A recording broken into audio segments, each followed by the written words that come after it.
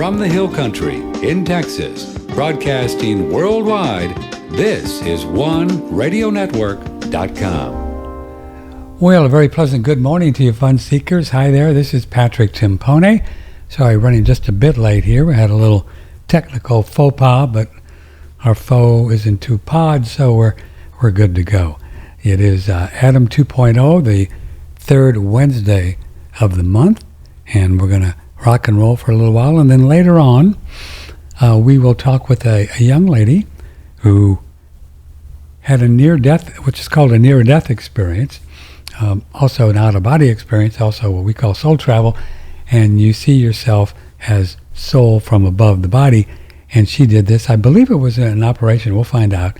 I should probably do some research before I talk to her, but you know me, I just wing it, and so I'll look before I put her on, and she's had quite a change in her life since then, as happens to a lot of people when they really know that they're soul and not just believe it, which is a big difference, you know, from the mental to the spiritual plane. Anyway, so we're going to talk to her a little later. I think it's around 12:30 or so. I think I gave us a little more space to have our conversation with Adam, which is always fun. Adam Bergstrom's a rock and roll guy. He's been doing research since the beginning of time. He doesn't even count how many times I don't even know what to say anymore, because, you know, I don't believe in time, so I can't say years. I don't believe in going around the sun, so I can't say that.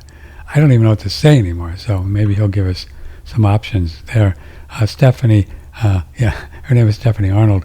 She's the lady who's going to be on 12:30. So we've got 2 hours and 15 minutes to play with Adam Bergstrom. And you can join the conversation and the fun by Patrick at OneRadioNetwork.com. Patrick at OneRadioNetwork.com. As you know, that would be an email address for those of you who are not just came in from another planet. Yeah, we did this email thing here. And then also 888-663-6386. So if you would like to ask Adam and I a question or give us a little grief for what we say, because we're both pretty crazy, or whatever you want to join, 888-663-6386.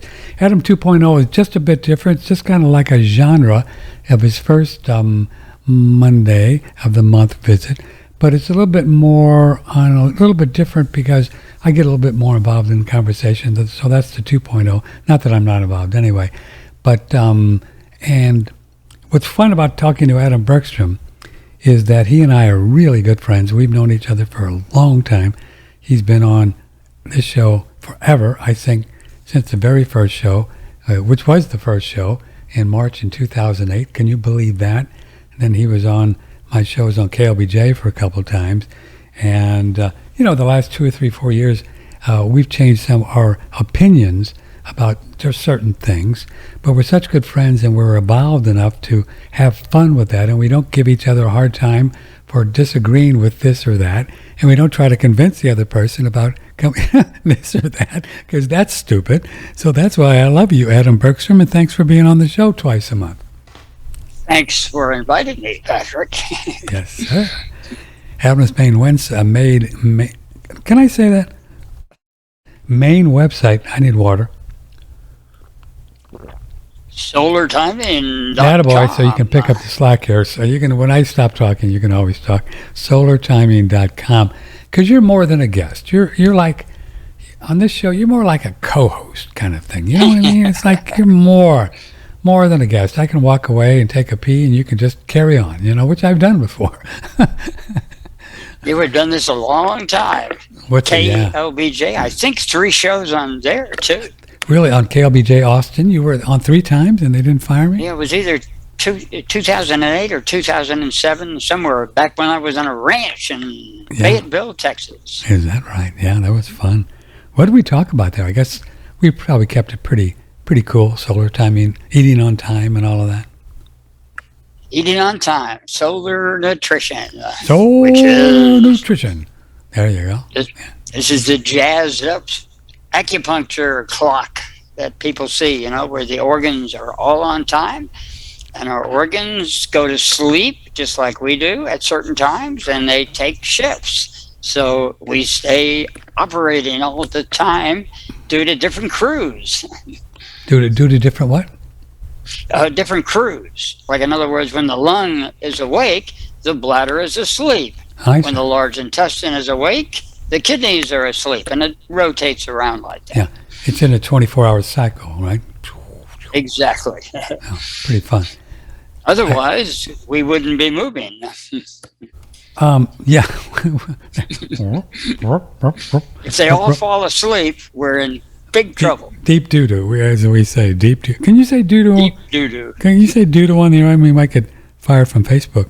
Or, hey, I'm back on YouTube, and we got a little YouTube channel working, and we had the remnants of one, Adam, when they pulled it all down on their main one, and our kind of secondary one is up. We had about 3 or 4 videos. An old one with video with you is up there. So we're starting to add our new ones, but we're just doing, it's going to be more from it takes a long time to get young perspective, more spiritual, mental, food, diet, I like the yogi thing and, stuff like that.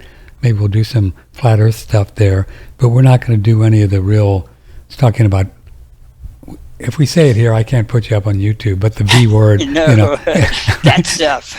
The V word and not get too crazy because they'll just censor you. And what's the point? And, you know what I mean. So, are you on YouTube? It changes back in George Carlin's day. He had his 7 dirty words. Now they just changed the words. They just changed the words. Right now they're V and I don't know what the other words are. Do you do the YouTube channel? Are you on YouTube?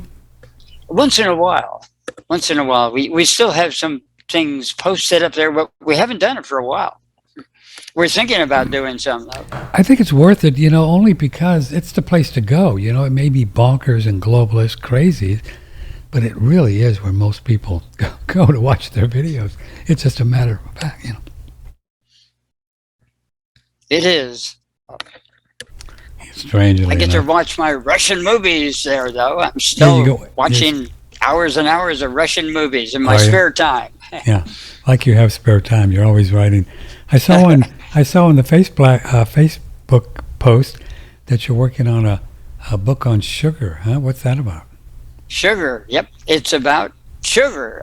And I guess there's no positive book on sugar ever written that I know of. Most of them are all just like it's negative. The devil. It's the devil. They're the demon sugar, and etc. I'm going to dedicate it to the Cordettes. Remember the Cordettes? The Cordettes. What song did they do? Lollipop, lollipop. I remember that. I remember that. Yeah, I remember. Demon Lollipop is great. I remember that one. So your contention is, and you look into this pretty deeply, that the whole sugar is the devil thing is just not true, right? Or you explain what you're looking at and what you do. Just like anything else, you can abuse it. You can get addicted to anything or abuse it, whether it's coffee, whether it's sugar, anything. So sugar has it's a valuable medicine. It actually used to cure diabetes, type 1 diabetes. Well, actually resolve it. Because just like insulin was invented in about 1921 or 22, it was type 1 diabetes was a death sentence up till then. But William Budd and a Frenchman too had given people sugar and kept them alive. And that's what insulin does. It doesn't cure diabetes. You have to take it up to 4 or 5 times a day. And now they've raised the price of insulin from $21 a month or so to something like $400 a month. So many people are dying because they can't afford, what's that, $4,000 or $5,000 a year for their insulin shot? Do you think people, I have a relative, God love him, really sweet guy. He's been doing the insulin thing, I think his whole life. I don't know how long, but long. He's got a little pump on he wears on his shoo, man. Do you think that somebody like that could ditch it? I think you can cure yourself of it because there's cognitive shocks involved. Donald Lay, my mentor, once worked on a medical doctor who had diabetes. Mm-hmm. And he basically, after the treatment, he had a serious problem. and it turned out he only needed half as much insulin. So the doctor called him up and said, what happened? He said, well, come back for a second treatment. You won't need any insulin at all. And it was beyond his understanding. So he didn't come back for the second treatment. He was afraid, went back to taking his insulin. Yeah, it's hard for me, Adam Bergstrom, to even get into the idea that there's nothing that is incurable. You know, I mean, why would that even be, Adam? It doesn't make sense, does it? When they say that, it's because they don't know how to cure it. No, of course. That's why. That's why. You know, they used to say baldness was incurable. Then they came up with Rogaine, and then they came out with Viagra, and they're coming up with things that are incurable. At one time it was incurable, then suddenly it's curable. But it's curable in even better ways than modern medicine. Incurable diseases used to be cured by mesmerism, by many different methods back in the day. In fact, I go through the old medical books because they seem to cure stuff that supposedly is incurable today. The old medical books? The old medical books, just amazing. And what kind of things would they use? Probably mesmerism or thinking and spiritual stuff and everything from Edgar Cayce and castor oil packs to turpentine and even cocaine they used. All kinds of stuff. Simple things like that. Even mercury would work as a medicine in certain cases. It would actually work. You would have a side effect, but the drugs today have more side effects than even mercury does. They have some really toxic medications, especially with cancer. The cancer drugs that they give you and the treatments basically guarantee you cancer 5 or 10 years down the line. They just create new cancers. The good news is that you may not die today, but you're going to die in 5 or 6 years. That's why they're only interested in a 5-year rate after you have cancer. They don't care about that because they know your chances of dying go up on that 6th year tremendously. Yeah.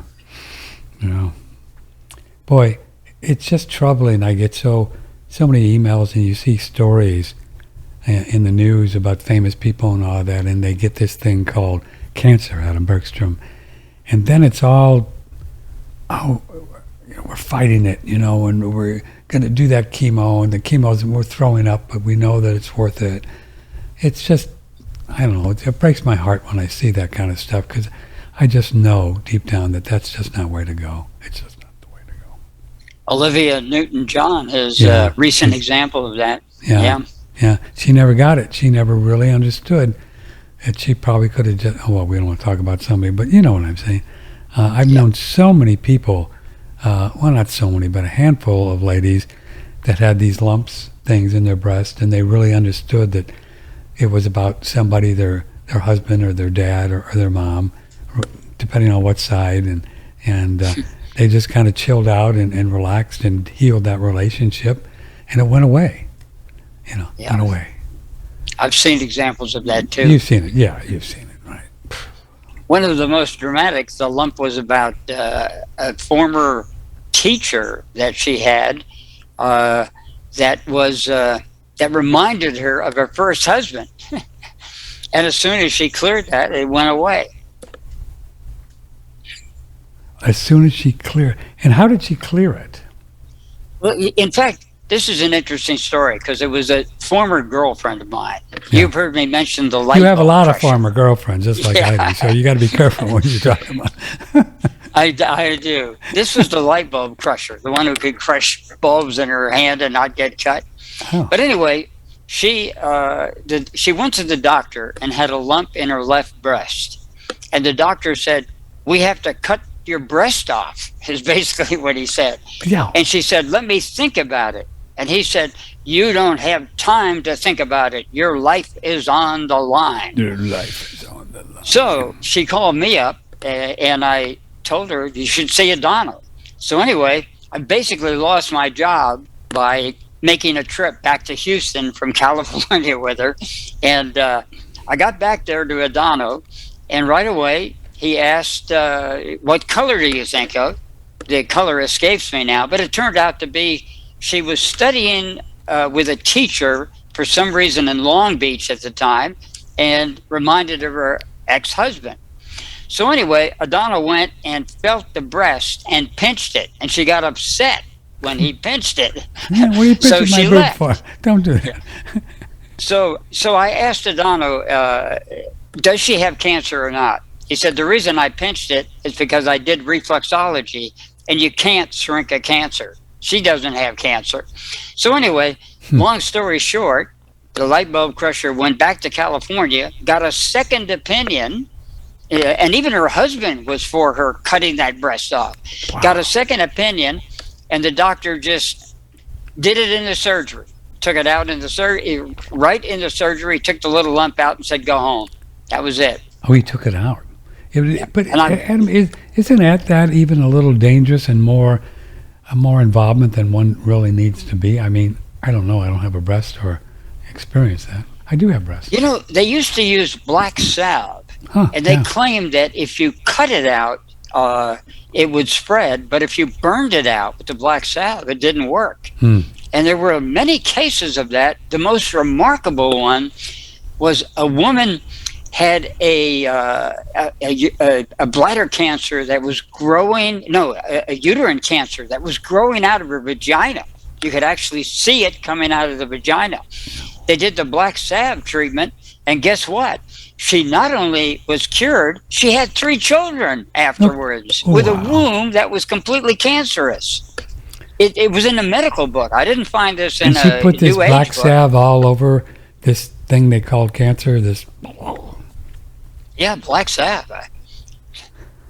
I'm kind of nervous. Cancer cells, Adam, my understanding, correct me here, they're really trying to do something positive for the body, aren't they? They're not trying to kill us, are they?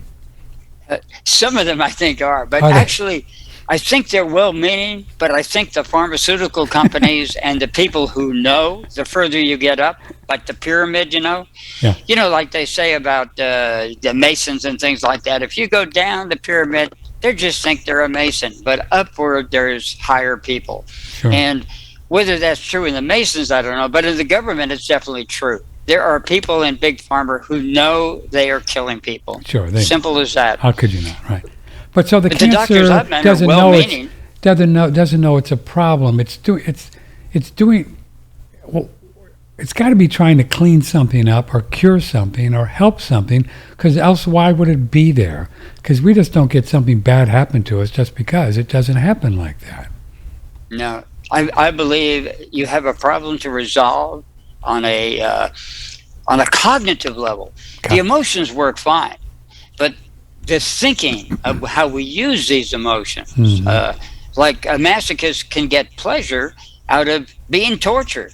How do you torture a masochist? Don't torture them. So the emotions work fine, but the thinking is what gets it off. We get a trauma, then we get something in our head and we can't get it out. Oh, I'm afraid of spiders. A knife is more dangerous, a car is more dangerous, a plane is more dangerous, and most spiders are harmless. Now, if you live in maybe South America where you're surrounded by tarantulas and deadly snakes, might be different. But people tend to get wrong ideas about things in their heads, and often they worry about the little things, and the big things they ignore that could really kill them. Yeah. And it's also, I think, the idea that we've all probably had for many lifetimes, including this one especially, when you study this stuff, is that we have to fix something. We gotta do something, right? We gotta do something. We gotta fix it.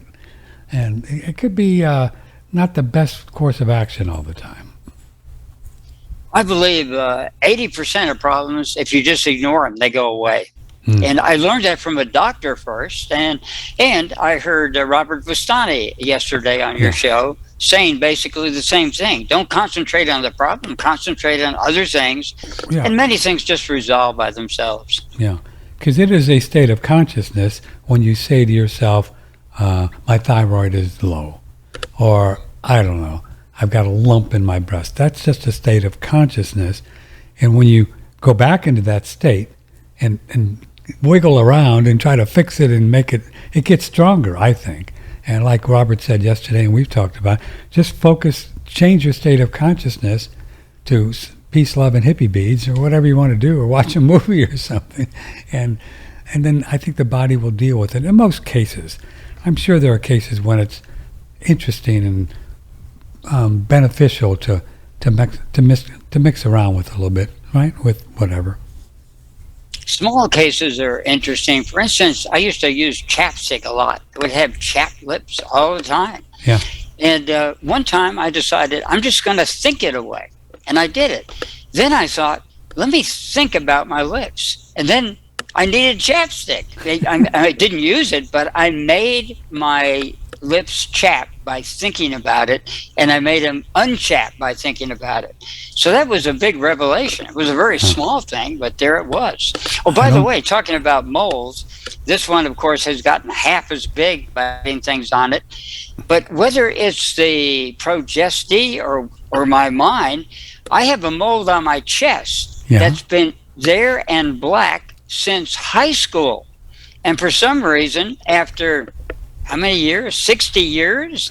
It just, most of it fell off a few days ago. Isn't that funny? I have no idea why. Is it the Progesti? Is my mind? Is it just resolving by itself?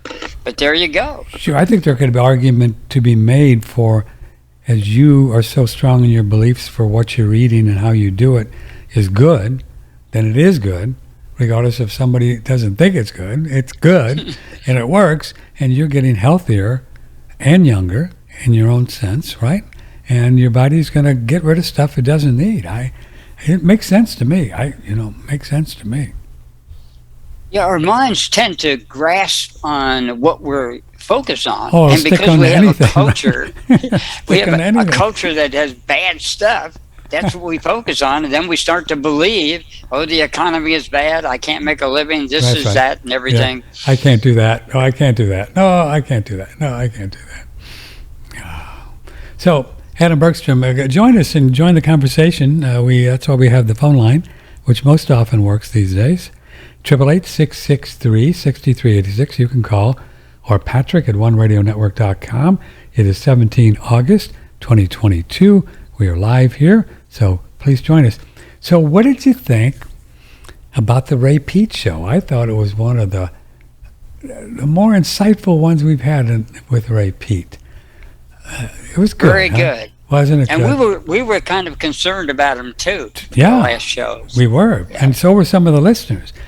Just to get you up to speed, about 2 months ago, Ray Peat started to really have a hard time talking, and where he would just, you can listen to the shows, and he would pause. It was almost like, if I had to describe it, I would think of maybe a cognitive disorder, early Alzheimer's, right, Adam? Something like that. Really not good, right? And it did this for 2 months. And so it's really funny. I didn't say anything to him because, what was I going to do? I didn't know what was going on, So I just went with the flow, and he was able to answer the questions, and people could understand. It was just kind of painful in a way, and just getting through it. So I assumed, what happens when we assume, make an ass of yourself.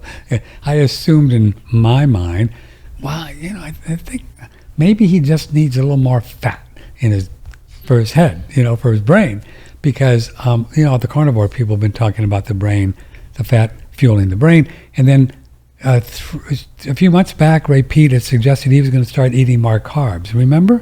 He said that on the show. So I thought, well, maybe he just needs more meat and fat and good stuff. So I sent him a whole bunch of carnivore videos. Like here's me trying to help a guy who knows what he's talking about. And so I did. And he was real sweet, and he watched some of them. So, but he told me in an email that he figured out that he had an allergic reaction, a bad one, to celery. Was it in some product, did he say, the celery juice was? Do you remember? Bacon.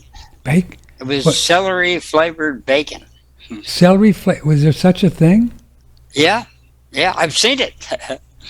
I didn't know. Health food stores. It was celery-flavored bacon?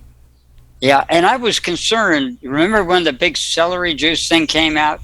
Yeah. Celery is one of the most toxic elements, and actually it has a poison that not the geneticists, before GMOs, they would breed things. So they bred the poison to be stronger to kill the bugs. Well, people would eat a stalk of celery, thinking it was healthy, get on a treadmill and drop over dead immediately from anaphylactic shock. Whoa. So I wondered, how could this be with celery? They had jacked it up, but it turns out that celery does that to certain sensitive people anyway. So when they had this juice craze, a certain amount of people died.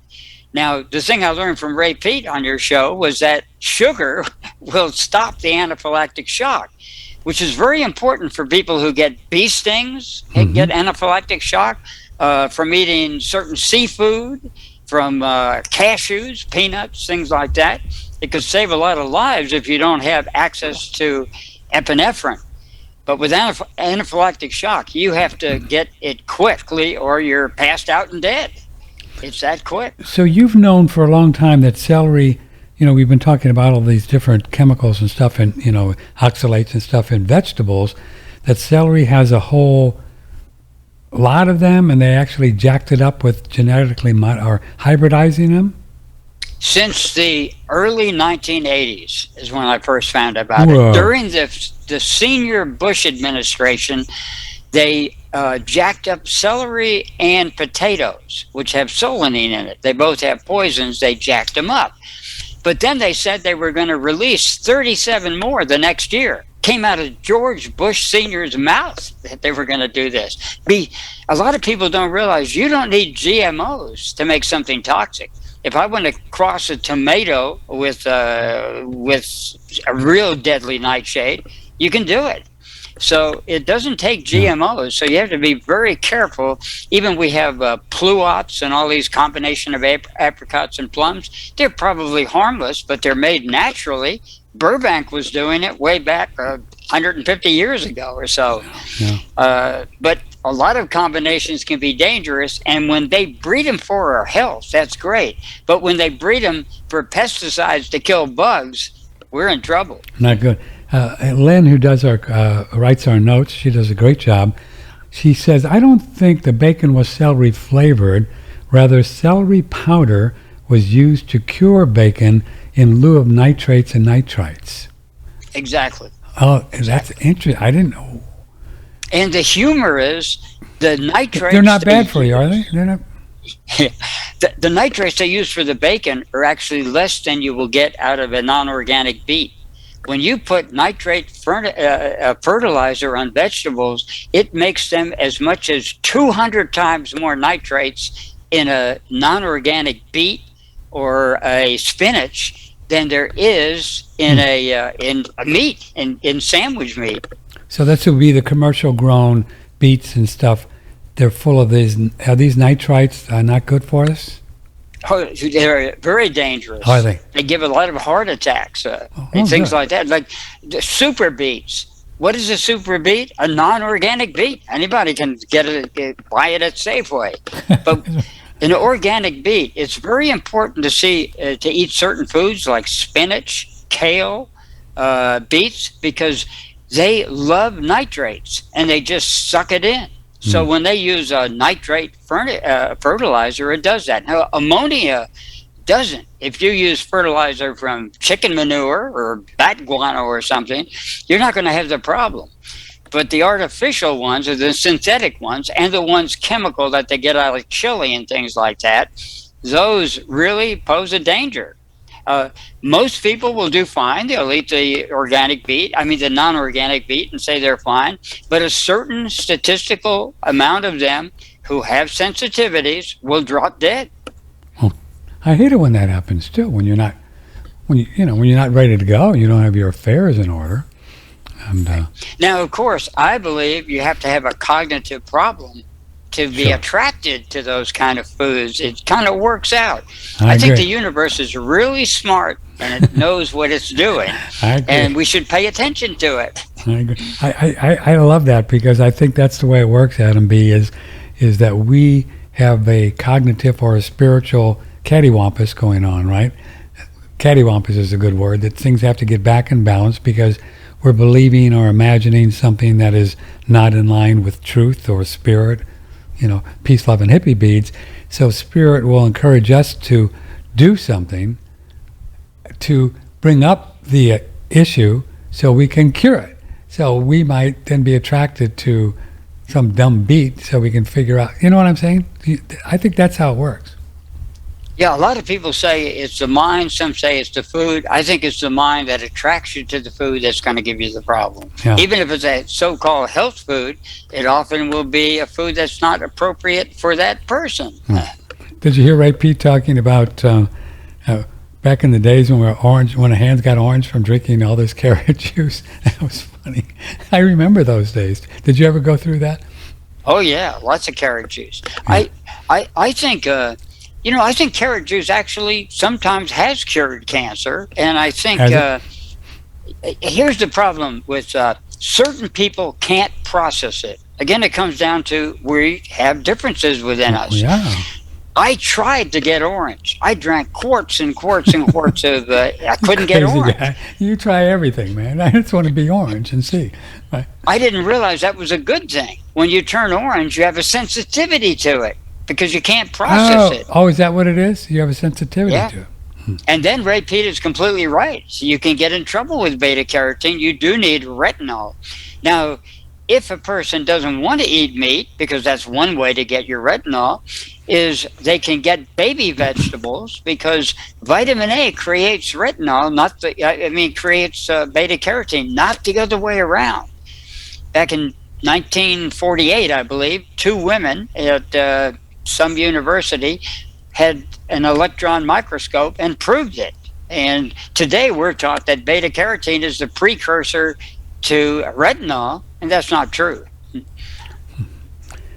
Boy, so many of these things are just the opposite of what we've been told over the years, haven't we?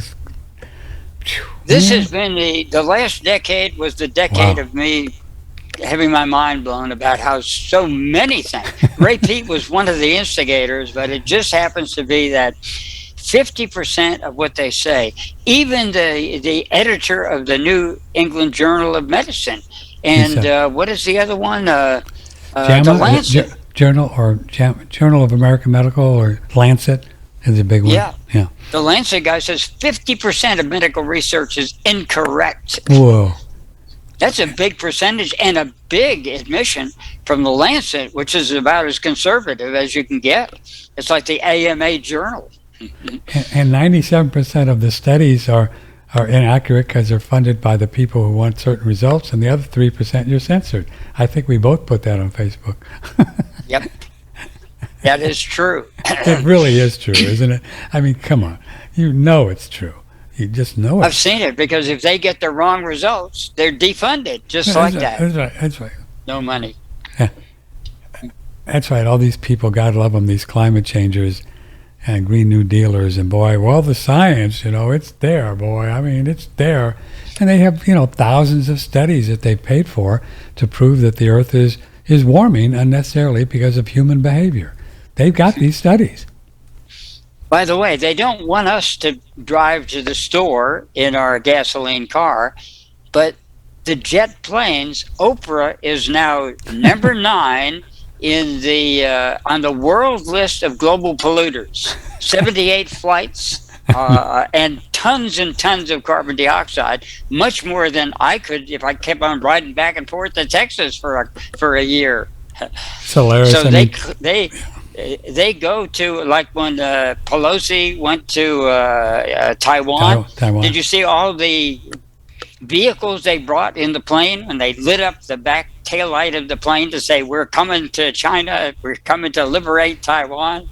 But all the pollution, when the president goes anywhere, they bring all these vehicles with them and pollute the air, and yet we can't even ride our cars to the store. That's what these people are about. They want it all, and they don't want us to have anything, and that's just the way it is. I mean, we just got to be honest about it. I mean, this is not tinfoil hat stuff. I mean, this is what they want. They want us to eat crickets and grasshoppers and artificial meat grown in the lab. Soylent Green, remember that movie? That's great. I do. Charlton Heston Charlton Heston movie. Adam Bergstrom, Patrick Timpone, OneRadioNetwork.com. Stay right there, Adam, and we're going to promote a couple of products here and then be back with you. So join the show if you want. Such a fun guy to talk to. His websites are solartiming.com, where you can get his ebooks, $10 or something, 15, whatever, very inexpensive. Solartiming.com. And I got a whole bunch of ebooks about a whole bunch of things. Well, we have a great sale going on. The biggest sale of the year for one of my faves, which is pine pollen. I always have my little bottle here, and I do a hit every morning, right around, early in the morning when the testosterone is kind of building. This is the time when we have morning wood. You have morning wood, like either hardwood, cherry wood, or, softwoods. You want hardwoods. And just kidding. So you do the pine pollen at a certain time, and you do it like in the morning, and then midday, and then also at night. I think around circulation sex time when Mr. Happy and Mrs. Happy are doing things. So this is a great product, 20% off, the biggest sale of the year on pine pollen. You've heard me talking about it for years, and you said, man, I'm just going to buy some so that Kyle just quit talking about it. So you can do that. Daniel Vitalis, your pine pollen has been around for many years and really getting some good results with testosterone building for guys. How does it work? Well, it works by actually containing phytotestosterone. It's very similar to when people use a bioidentical testosterone, except it's in a plant form and it's readily usable by the body. So many people have turned to bioidentical testosterone without looking to nature to see what options are out there. Pine pollen contains not only testosterone, but it's also got DHEA and a few other anabolic hormones as well. So if somebody's looking to increase the testosterone in their body and looking to have more anabolic function, then pine pollen's a really good alternative to some of the pharmaceutical therapies people have been turning to. And so much easier on the body than the synthetic form. And we have pine pollen and all Surthrival links on sale right now. Well, just the pine pollen right now, Patrick, so we'll just interrupt you there, if you don't mind, sir. Pine pollen, 20% off. The promo code is RESTORE20. RESTORE20. RESTORE20. 20% off on OneRadioNetwork.com. That's the place to go in the Surthrival link and do pine pollen. And while you're there, may as well pick up some elk velvet antler if you want to stay young and snappy too. We're with Daniel Vitalis from Surthrival. Is it fair to say, Daniel, that the elk velvet antler could be a pro-euthanaine kind of product as well as a kind of a pro-sexual kind of a product? It's a little bit of both and much more than that as well. If you think about the antlers of an elk or a deer or a moose, these are the most rapidly growing mammalian tissues in nature, and they fall off every year and they regenerate the following year. In order to do that, they contain a lot of hormonal substances that cause tissues to grow really rapidly. So it's kind of like putting the youthful vigor of, your prime back into your bloodstream. At the same time that it's doing that, though, it's nourishing all the joints. It's nourishing all the connective tissue of the body, keeping it elastic and juicy.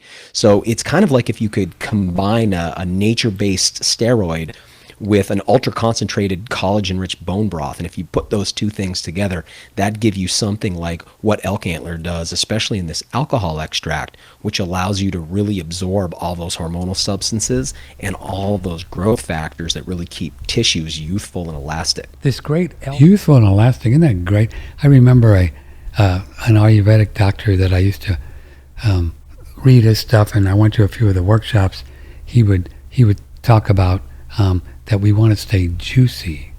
And interesting, that term juicy, which is really interesting when you think about it, with the cells and the organs and everything being juicy and kind of not dried up, which is what many people do when they, quote, get old, unquote. They kind of dry up, right? Just kind of dry up. So you want to stay juicy. So you drink plenty of water and eat the right foods at the right time and do all the things and stay juicy. So this elk velvet antler will help you stay juicy, I think. Electromagnetic fields have their moments, and we're not sure exactly what they do, but there's plenty, plenty of science out there, and we've done quite a few interviews on it with some real experts. And if you get real geeky on it, I don't do that because I don't want to put all that negative stuff in my consciousness. So I just do everything I can to say they're not going to hurt me. And then, we trust God and tire a camel. So I've got a couple of these in my home. It's the EMF protection device called Blue Shield. It's a cube, and it emanates 90 yards with a frequency that changes off and on every 45 seconds or so. And the reason it does that is because if we would just put one vibration or one frequency or one out there, the body would get used to it, and it doesn't work, right? It just doesn't work. But these people in Australia figured this out years ago, and so it changes, and this frequency then works with the cells in the body, the molecule. I don't know how it works exactly, but helps the body to vibe more and to not be affected by electromagnetic fields as without it. So it's pretty cool technology. They've used this with chickens and cows, and they produce more milk, better mortality rates, more eggs, better looking eggs, more yolky orange, and every cool thing, proving that these animals were staying healthier even while exposed to electromagnetic fields, which the big ones are Wi-Fi, cell phone towers, and even if you stay too close to your mobile phone, and your TV and computer has some of these things going on. So anyway, this is a great product. Use promo code ONERADIO for 10% off. Promo code ONERADIO for 10% off, and get yourself one of these. You can get a pocket model to carry around with you when you drive in the city near all the 5G stuff. It's a great product on OneRadioNetwork.com. From the Hill Country in Texas, this is OneRadioNetwork.com. We're talking with the lovely and talented Adam Bergstrom, who has two websites, SolarTiming.com, where all of his ebooks, and then SunSync Nutrition. SunSync Nutrition then is a different model, right? You pay what, $95 for forever? $99 forever. Yep. Lots of we things have color recycling videos, food lists, how to figure out your exact time where you're located, blogs, information, all kinds of things. All kinds of cool stuff. So we were talking about Ray Peat's show on Monday, which was really great.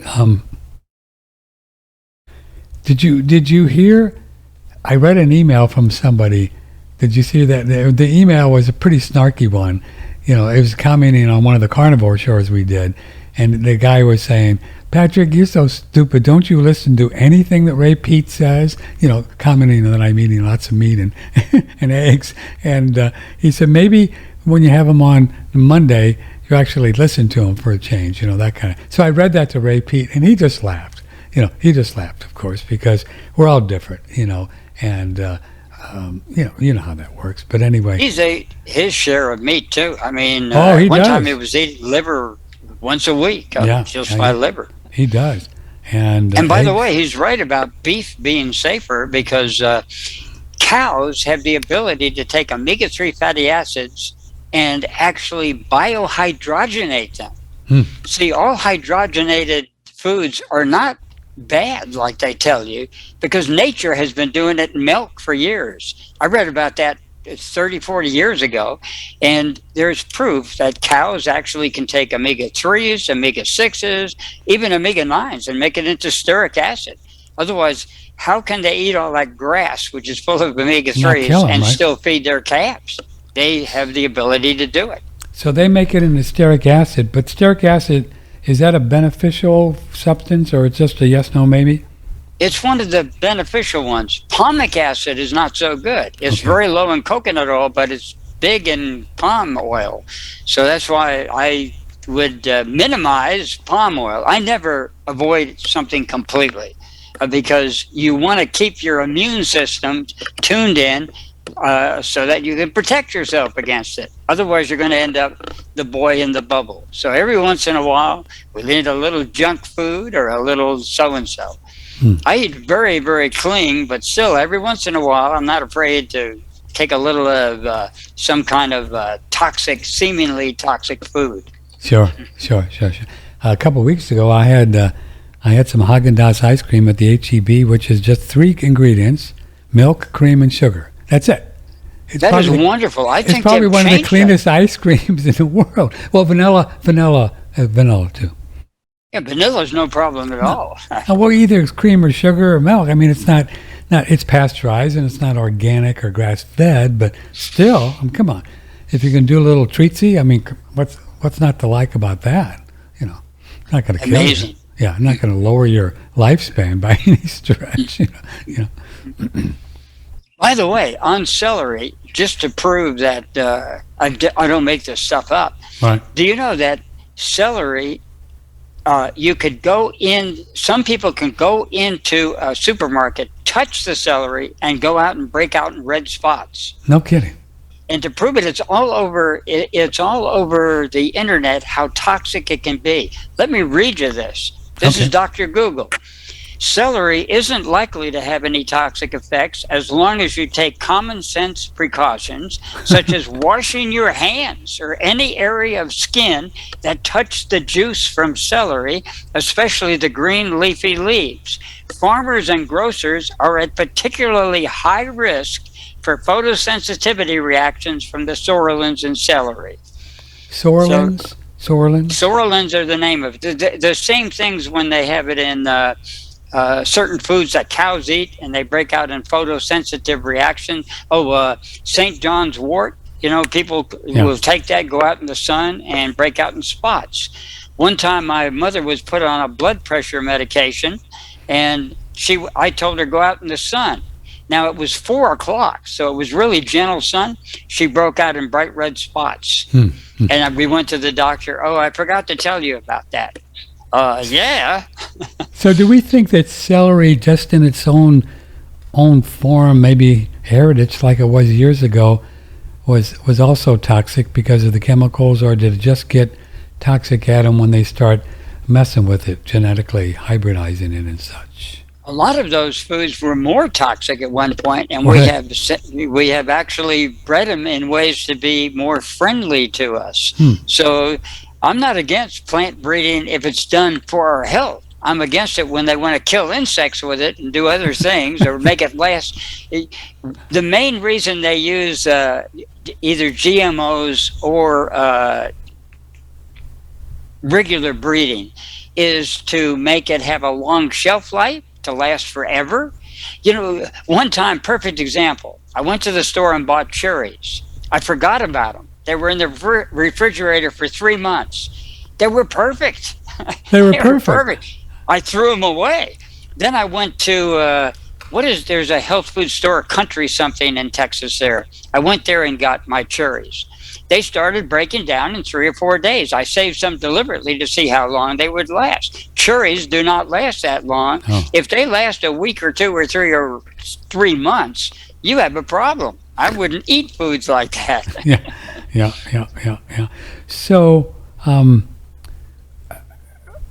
as you know, a lot of these plants have chemicals because they want to keep people away from them, right? Because they can't run away like cows can. And then, what did you think about? Did you have any reaction when Ray Peat said he's off of vegetables altogether right now? Interesting. Vegetables can be. We tend to eat fruito vegetables.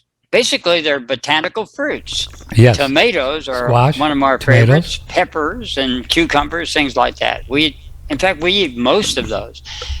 We don't eat kale that often, but we do because it's a good source of vitamin K. We cook the heck out of it, though, for 3 or 4 hours. Yeah, I mean, you kill it. Which people can't understand that. There's nothing left, baby. By the time, could you imagine cooking kale, folks, for 3 hours like Adam does?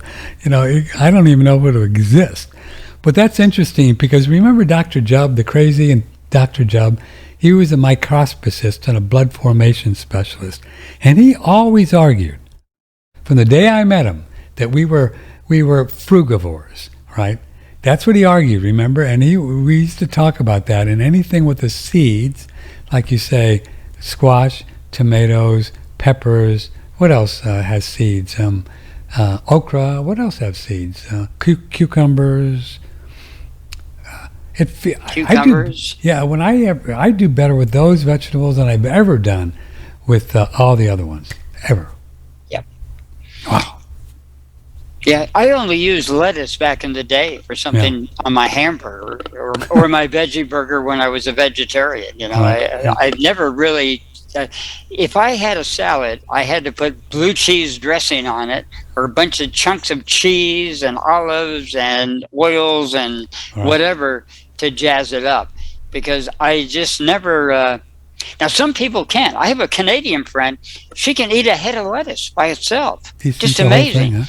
A head of lettuce would take me 2 weeks to finish, frankly. She loved iceberg lettuce. And iceberg lettuce actually has a little bit of an opioid in it that can get you high. So maybe that was her thing. Gonna try maybe. I tried to do that, but I couldn't keep it lit. I just kept trying to light the lettuce. And just kidding. Okay, so this is sent in. This is fun. Show and tell. This is from Nancy in Nebraska. And she said, "What is this?" Can you see that? Mm-hmm. What part of the body is that on, Nancy? Email us back. It's just like a little, I don't know what that is. Some kind of allergic to reaction. Something's touched. I don't think it's an insect bite, but you never can tell. Spiders, little spiders bite all the time. We have problems with that sometimes here. And she lives on a farm or a ranch. She's got cows, and I don't think they have monkeypox in Kansas yet. Just kidding. God, I don't know what that is. The body just does these things, Nancy. I wouldn't worry about it. Would you recommend she does anything for that, or just figure it'll just go away? Aloe vera might be a good thing to put on it, and otherwise I just wait. If it goes away quickly, but it does show a sensitivity that can be corrected. It's usually something we put in our mouth that makes us sensitive to the things outside. And we differ. Human digestion is as different as bears. All bears are considered carnivore, but if you feed a panda bear meat, they'll die. And if you feed a polar bear bamboo, they'll die.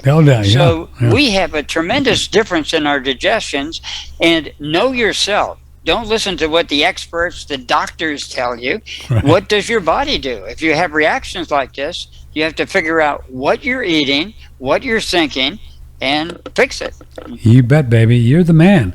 Adam Bergstrom, 888-663-6386. There's just no doubt about that one. What you're eating, what you're thinking, and then, I guess our microbiome and our gut and our colon and tummy, I've got so many different kind of guys running around in there. How could we possibly tell Adam what to eat?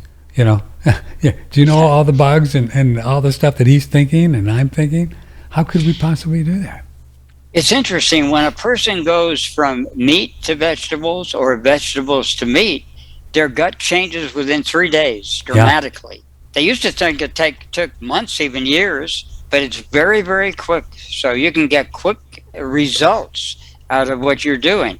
I think it was Ray Peat one time said, when people say you eat this and it makes you feel worse, and that's called a Herxheimer reaction, they're full of it. If it makes you worse, that's not a reaction. It should make you feel better.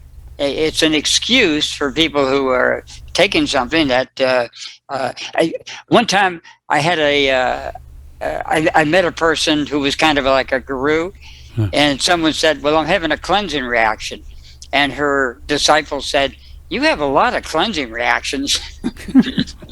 But I get kind of misunderstood there. But if we have something and it hurts or doesn't work, isn't that a clue though that we don't do well with that particular food? Oh yeah, that's what I'm saying. Right away. But people say, "Oh, it's a reaction to it." Like you start taking a supplement, and they say, "I feel bad." Well, that'll go away. That's because you're not used to it. That's just not true. You either can handle it or can't handle it. There are some like anything we say, there's always some exception to the rule. Someone out there has an exception to the rule. So if you have, you may have an exception to the rule. So Sure. don't pay total attention to me. Pay attention to your body. Same thing when I do mind hacking. I don't tell a person what's wrong with them by what's in the book. Their body tells me what's wrong. Right. And Yeah. is it a man or a woman? You mention something and you say, how's your wife? And your right foot moves. Uh-oh, something's going on here. Your wife could be sick. It doesn't mean you're mad at her. She could be sick, or she could be having a problem. Yeah. Lynn sent this in. Let's read it for fun. Toxins in celery from Livestrong. That's a pretty good website, isn't it? Livestrong? I think they're pretty good. The Polarins? P-S-O-R, is that the word, Polarins? Sorolins, but I'm not sure if I'm pronouncing it right. No, you're probably right, because it's like possum, P-S-O, sorolins. The sorolins on celery originate from a brownish fungi known as pink rot. Only eat celery with no brown spots to avoid taking in sorolins. Avoid consuming the pesticide in inorganic celery by buying only organic celery from a local grower. Well, I don't know if that tells us much. They're incorrect about that, because the organic celery is more dangerous. Because here's a strange thing. A pesticide will stop celery from doing anything because it doesn't regard the pesticide as a poison. But if bugs attack celery, then it releases poisons to kill the bugs. Now, that same poison is sensitive to human beings. So if you see celery at the farmer's market and it looks kind of grungy, with a bunch of bite marks and things, that's the celery to avoid. The celery in the market that's non-organic looks really good. Well, you need an organic farmer, to make it look good too. If it looks good, you're okay, because it hasn't been attacked. But celery is attacked. Chemical warfare. It attacks whatever's attacking it. Yeah, but if it hasn't been attacked, wouldn't that mean, Adam, that it's full of a bunch of potentially toxic chemicals to keep them from attacking it? No. It actually is clear at that point. It makes the chemicals on demand. Imagine a chemical factory where they have the ingredients that are not toxic. They put them together and they become toxic. Or they can undo it. Sodium chloride is perfectly okay. Sodium by itself is a poison. Chloride by itself is chlorine gas and kills people. So the same kind of thing, the celery could just dissociate those things, and suddenly you have a dangerous supplement. It could take simple salt and do that, or bicarbonate or anything like that, make a deadly poison. Are you in line with Ray Peat on the whole idea of the Martin's pickling and canning salt, just the pure sodium chloride with nothing else? Yeah, the same thing. Like, what was the dentist said? Dr. Hal Huggins. He always talked about that. He talked about that all the time. And he claimed, Adam, that he would do what he called chemistries, blood chemistries with his patients. And he would test all the ratios between sodium and potassium and calcium, blah, blah, blah, all of them for years. And I believed him. He was a very honest, ethical man. And then he said that when he took people off of sea salt and put them onto Morton's pickling and canning salt, that their chemistry ratios improved. Interesting. Very interesting. I think that's true. And the iodized salt is one of the more dangerous ones, because that's what Ray Peat said, right? Yeah, in our West, I wrote a whole book about it because I was intrigued with that, and I researched it. People say, well, what about all the iodide in Japan? But they take goitrogens. They have Chinese cabbage, a whole bunch of things like that. And so it protects them somewhat. You go up to Hokkaido, though, in northern Japan, they don't eat that type of things, and they just eat a lot of the seaweeds. Thyroid cancer is rampant there. Wow, really? I hate it when that happens. If you'd like to join the show, do call in and say hi. 888-663-6386. Email patrick1radionetwork.com. We're going to talk to a lady who had an out-of-body experience in about an hour and 15 minutes and see how that changed her life. But do join us. Did you happen to have a chance to tune in yesterday with Kate Cavanaugh? She was a regenerative farmer. Did you hear any of her show? No, Oh, we really? wanted to. We will be listening. Really to good, that. yeah. And it's up on BitChute too and YouTube. But she was really good, and I loved her stuff. She talked quite a bit about the idea of a lot of the vegans, vegetarians argue that spiritually it's just bad to eat meat because it's bad and it's evil, and the whole PETA thing, and I get that. I don't like killing anything. I don't like to kill ants. I get that. But when you think about the soil and how the animals affect the soil and bring the soil back and keep the soil from turning into a desert with their pee and their poop, and the whole organic thing going on with the cows and the buffalo and the bison and the goats and the chickens and the soil, and how we are involved with the soil and we're all together. And she makes a really good argument why the animals are there for us to eat them, and I think she's right. I mean, why else are they there? I don't think it has anything to do with spirituality either way. To me, spirituality is breathing. Sure. You're here, and you're here to learn your lesson. Exactly. We're here to learn our lessons, sir. That's exact. But I think people use that term because it's the idea that if you're more spiritual, then you are more spiritual. So, you know what I mean? You eat rice and beans, and you don't have sex, and you don't eat meat. That kind of thing. That's ironically, it builds the ego. I'm more spiritual than you are. Yeah, that's right. That's right. No, I'm more spiritual. No. I eat a fruit or vegetable, not a vegetable. The vegetables scream when you cut them. Oh my God. Anyway, she really talked about this idea. Well, what these glyphosates are doing is they're taking the minerals out of the plants, the weeds, and that's why they're killing them, which is interesting. I've never really got that clear before, but that's how it works. That's what they're doing, right? And that's why when we eat them, it's not good. There's even worse ones. Fortunately, glyphosate is water soluble, so it's not as bad as some of the chemicals out there. Now with computers, they make poisons by the 1 or 2 a day, right. And they use them. That's the scary part. They don't check them. How they find out they're bad? Oh, people are dying. Oh, we better take it off the market. That's a shame. Glyphosate also is not only being used that way, it's being used to clean boilers and anything in the plumbing industry. That's what it was first used for in the either 50s or 60s. Wow. When Monsanto came up for it. They had 3 patents. They had one for cleaning boilers, one for the pesticide, and one for something else. I forget what. They all ran out. Monsanto has nothing to do except they sell it. China is the biggest producer and marketer of glyphosate today, 30 to 40% of the world's supply, I believe. Yeah. Another fun thing we talked about on a grand scale, looking at our culture and how we are where we are today, that there was 150 years ago, the entire country was grasslands.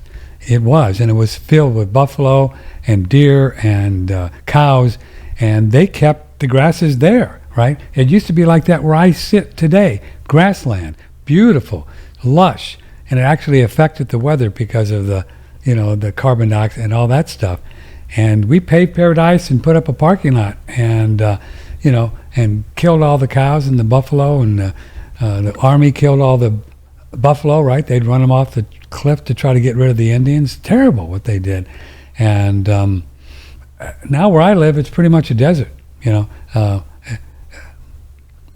And they're starting to go. That's the real problem with carbon. Is simply that we're cutting down all the trees. And here's an amazing fact.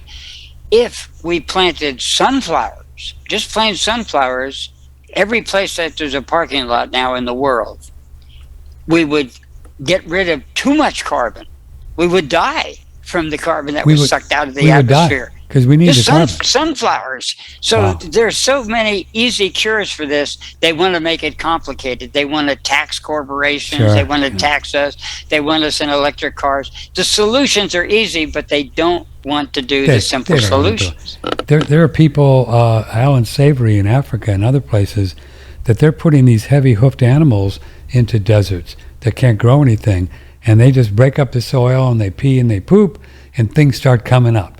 And things start coming up, and they bring back the land just with animals. But the Globali, what do they want to do? They're taxing people in Denmark, and they're forcing them to kill some of their cows, a lot of their cows, because they're contributing to global warming. Do you believe that? And the farmers are in revolt in Denmark and places like that.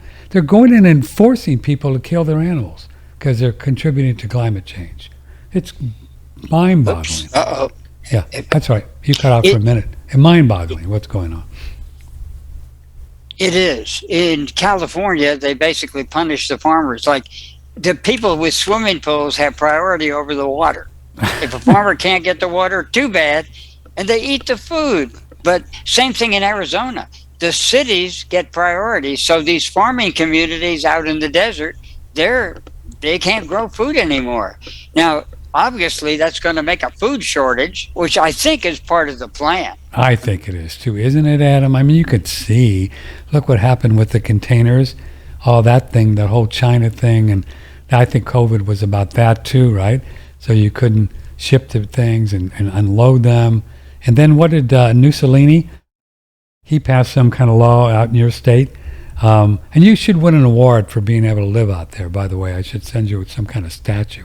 Anyway, they did something with the truckers. They made them do all of these pollution control things and licensed that catalytic converters. And so they contributed to the lack of truckers being able to pick up the containers in Long Beach and get them here. So that contributed to this whole supply chain thing, right? It was all planned. It's got to be. I mean, look at it. It all happened. Boom, boom, boom, boom. Do you think there's accidents with this thing? No. Yeah, they're especially punishing the truckers. I feel bad for all truckers now because they have a tough life anyway. They're on the road all the time. They already overcharge them in taxes and fines and rules and regulations, and you got to keep these accurate records and everything. Now, basically, they're saying you have to get a whole new truck. It has to be a brand new truck, and it has to be have all these conveniences so we can watch you. Basically, it's surveillance they're interested. They want to know where that truck is at any point so they can punish them if they're doing something wrong. Don't you think it's fascinating that we've incarnated here during a time where they're actually evil forces, Doug and Mel, we call them? They just want to kill us. I mean, it's just crazy. It's crazy. It's exciting times at the same time. In a way, it is. It is exciting in a way because, we're going to win. I mean, nobody's going to kill me. Nobody's going to kill you. Even if there's a nuclear war, look what happened in Hiroshima and Nagasaki. A lot of the people didn't die. So this is a chance to up our immunity so that we can handle all these forces, all the electromagnetic forces, radiation, all of that. I believe we can be, if a cockroach can live in a nuclear reactor, some of them, what are we? I think we basically, I guess I'm kind of a species promoter of human beings, but I think we are a little step above a lot of the other animals. Oh, we are more evolved. Things. Yeah, we are, and we know that we know, which animals don't. They just know. I'm not saying we're I don't know. We just are. We're just more evolved. It's just part of the deal. But doesn't mean we can't treat them with the greatest of respect and everything else, right? And we've done some amazing things, and we've done some very, very bad things, obviously. But humans, I think we're survivalists, and I don't think dinosaurs or something else are going to. When this Earth goes, we'll probably still be here. Probably. Until it's time for us to inhabit another planet or wherever we're going to go after this, or dimension, whatever.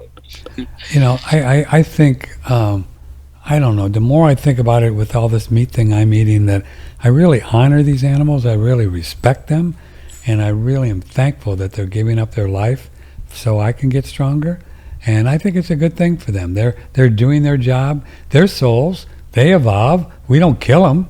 All we do is take their body we use their body for us, and they move on to do something else. I don't know. Maybe they're a horse, or maybe they become a people someday. I don't know. The American Indian almost always did a ritual when Always they killed did. an animal to. They knew it. Yeah, they knew it.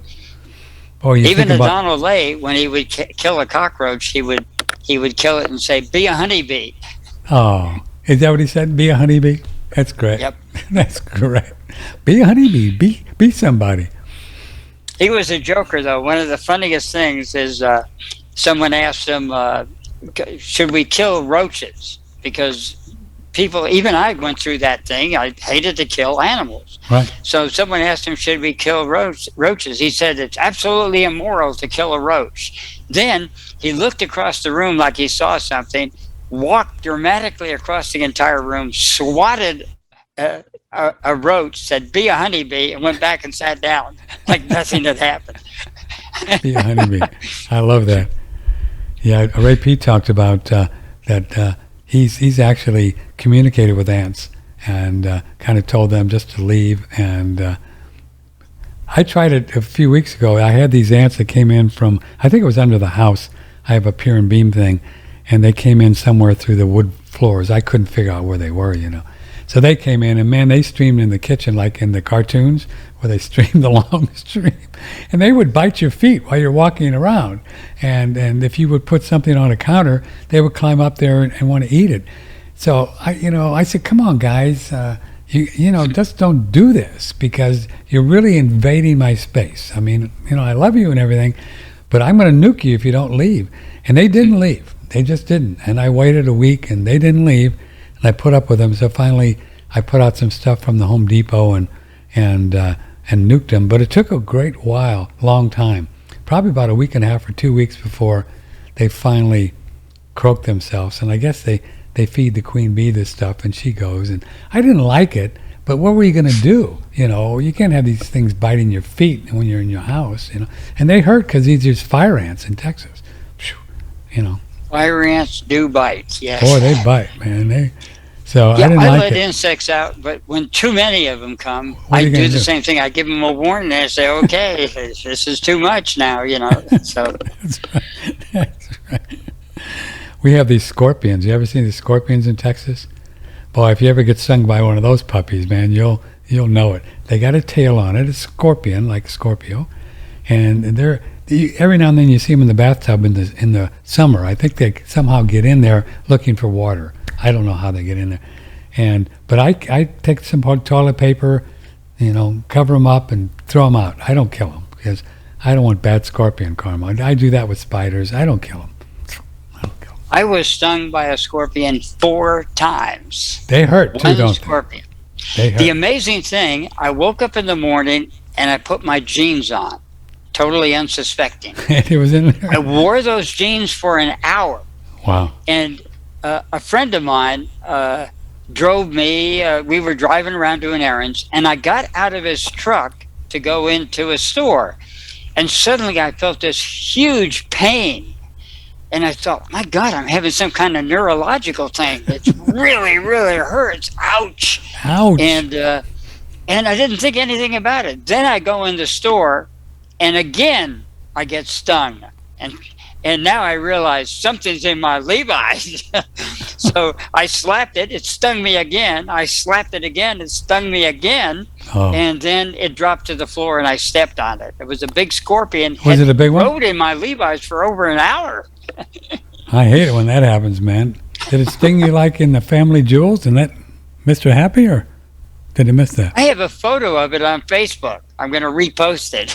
Oh, so it wasn't in private parts. Nope. He got me in the thigh, mostly. Fortunately. At least it wasn't in all the good stuff, Jeez. Man, I tell you what, There were a lot of scorpions when I was out in Fayetteville at that ranch. I'd open the mailbox, and they'd be living in the mailbox even. So I had to be really careful getting the mail in the morning. Yeah, boy. Adam Bergstrom's here, OneRadioNetwork.com. Let's see, we got some more emails here. Let's see. When I was 16, I asked my dad for some money to buy glasses because I couldn't see the blackboard at school. He refused to buy them for me, as he was a bit mean with money. He's long gone now, but I'm having some eye issues some 50 years later. How can I clear the trauma if there ever was one? So he's thinking he's got eye trauma because of his dad. How could he clear that up with his dad if that's the case? That's interesting. You know, it differs from different people. They have different things to clear. I'll give you a perfect example. A friend of mine was having troubles with one eye, and it was his right eye. And he said, because I'm on the computer all the time. And I said, I'm on the computer more than you are. How come I don't have eye problems? Well, it turned out he had actually seen his wife having sex with another person and didn't do anything about it. And they got divorced after that, but it was such a trauma to him that it caused his eyesight to go out in the right eye. Now, both eyes, there's some kind of trauma associated, something we don't want to see, and we close it out. So I wore glasses for 23 years, and mysteriously my sight came back. So I don't know if a trauma was associated with it. I'm sure it was in somehow. Yeah. But just 23 years later, I picked up the newspaper and was reading it, and I thought, wow, I can't even read a menu without my glasses, and now I'm reading the newspaper. What happened? It just happened like that. Magic. It's amazing. Isn't it amazing?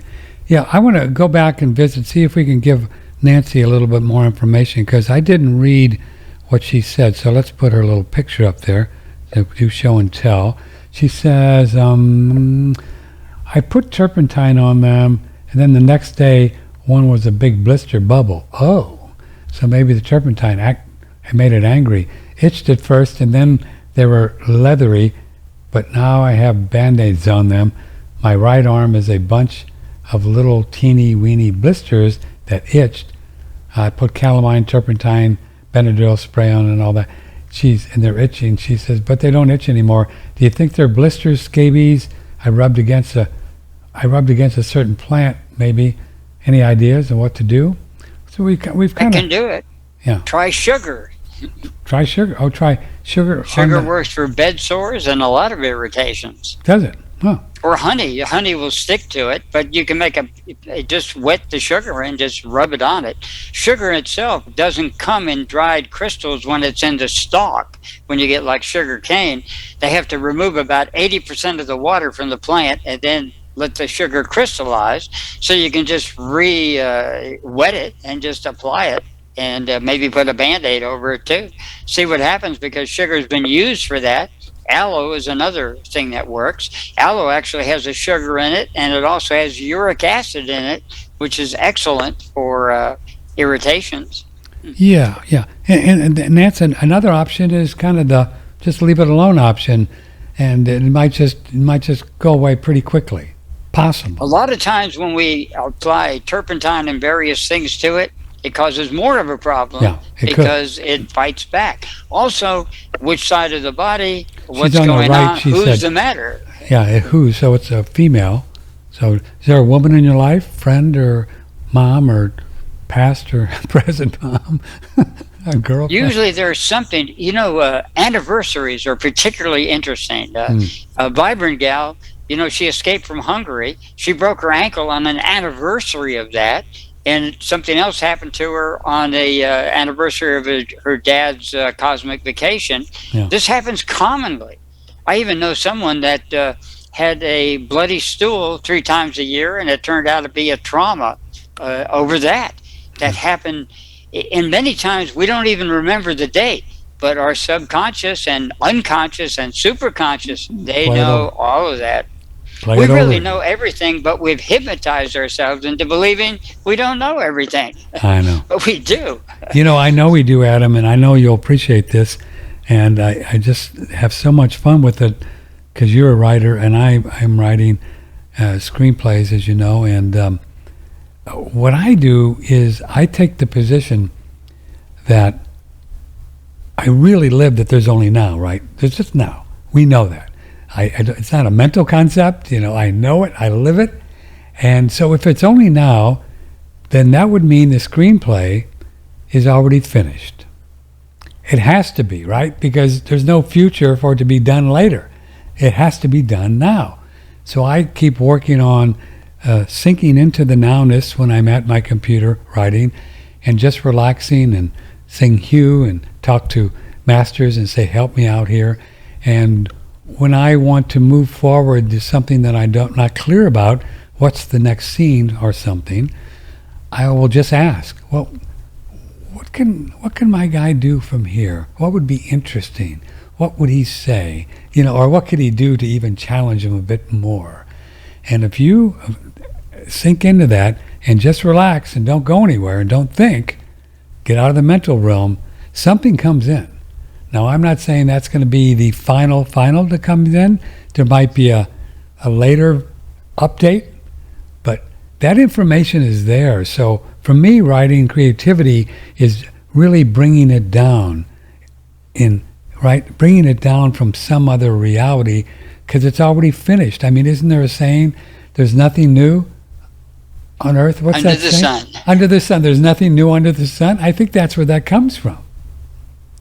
Yeah, I think it's true that we remember things rather than discover them. I think everything is here that ever will be, and from midnight eternity, both ways. It's got to be, right? It's got to be. When I was in high school, my friend talked me into going to Baptist church, and so I went to a Sunday school in the 11th grade, and I got in an argument with the Sunday school teacher about eternity. I said, well, if we're going to live for eternity, that means the other way too, in the past. Oh, no, it's the future. You can't be, you're born and then you live to eternity. I said, then it's not eternity. Eternity's in both directions. Anyway, I got in trouble. Well, yeah, of course you got in trouble. It's like I didn't last long in that Baptist church. There was a great movie, I think it was, what was it? I don't know. There was a great movie about, I think it was The Big Short or one of those, and they had a little flashback of when the fellow was a Jewish kid, was a Jewish fellow was a kid, and it was a flashback, and the mom was talking to the rabbi about her kid who was misbehaving, and she said, well, what's wrong? He's a good kid, and all of that, and he's smart. What's the problem? And the rabbi says, well, he keeps in class, he keeps raising his hand and in the Bible looking for loopholes. A great line in a film. I don't remember what film it was, but looking for loopholes, and which you used to do, and I used to do, and the teachers thought we were crazy, right? They said, "Come on." Yeah, I always looked for loopholes, and sometimes I would figure out mathematical things the wrong way. No, right. You can't do it that way. You have to do it this way. It's like, well, I found it this way. Why not? I can remember I was in, I think, 8th grade, and the nun said that, well, when babies died, when they didn't, were baptized, right? If they died and they weren't baptized, they would never go to heaven. Never. They didn't go to purgatory. They went to limbo. Remember that one? Limbo. I remember. Limbo. And limbo was this place where you just went for eternity because you weren't baptized. So I knew that moment that she was just making that up. I knew it. And here I was, like, 12 years old or something. And I raised my hand, and I do the whole thing. I said, nah, I'm not going. And man, she really got angry with me. Yeah, I discovered, between the 8th and 9th grade, I discovered Edgar Casey and Yogananda and all of that. So I was off to the races after that. I went through a stage in the 5th and 6th grade. I was inseparable. Jesus was coming any minute, and why are you out there playing? You should be in Sunday school and get ready. And I'd be looking over the horizon. When is he coming? When's he coming? Well, I think, for those of you who are Christians, and we're not mocking you or anything, I get the Jesus thing, and he was a wonderful teacher. But I think the second coming, if you want to look at it like that, is now. I think this is what's going on. I think in human history, this is the big one that they've always talked about, Adam Bergstrom, and you can tell me if you agree. Financially, spiritually, economically, globally, politically, everything is just kind of bubbling right now, right? And it's just the worst it can be on one end, wars and pollution, whatever, politics. And on the other end, all these souls are waking up, are just becoming awake and going, whoa, wait a minute. Whoa, you guys are lying to me, dude. You've been lying to me your whole life. And I think that's what the Great Awakening and the Second Coming is all about. Ultimately, it's all a movie. And so we make these movies because would you watch a movie without a villain? Even in a comedy, you got to have a villain. The bad guy steals the girlfriend, right. Something like that. If you don't have a villain, you don't have a story. No story at all. That's the whole Joseph Campbell, and that's life. That's why we have told stories over the campfire since the beginning of time. And the stories always had somebody pushing against you. I mean, that's what life is, right? It's always, always, always, And even in Leave It to Beaver, right? Our Father Knows Best, or Mickey Mouse Club. They always, it's cartoons, right? The Roadrunner. There's always somebody pushing against the protagonist so they can grow. That's what life is. That's why we're here, to grow and to learn our lessons. We always need a villain like J.R. Ewing in the series Dallas, remember? Oh, that's a great one. He became famous as a villain. We were talking about the soil on this lady yesterday.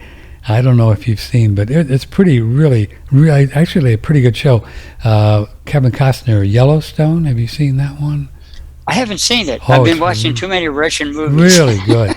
So anyway, he's a rancher and a cow guy, and he's got this huge ranch, Yellowstone, and everybody's trying to take his land, and he has great respect for the Indians that are on some of his land. And so there's this vegetarian Nazi PETA girl that comes to town, and she's out there protesting, right? All the cows, and you shouldn't eat the animals, and the whole thing.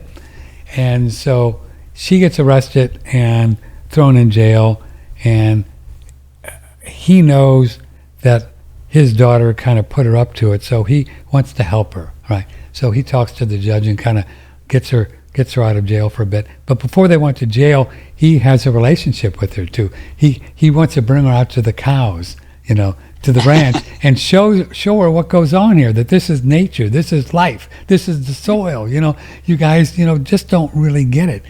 And it was funny, they have a great scene in there where she's out there and he's talking to her, and she's still into it's bad to kill the cows. And he said, do you know how much life you guys kill when you plant your corn or your rice, right? You kill everything. You kill the bugs, you kill the soil, you kill the snakes, you kill the frogs, you kill everything. What about those? And it was a great scene because it's true. It's very true.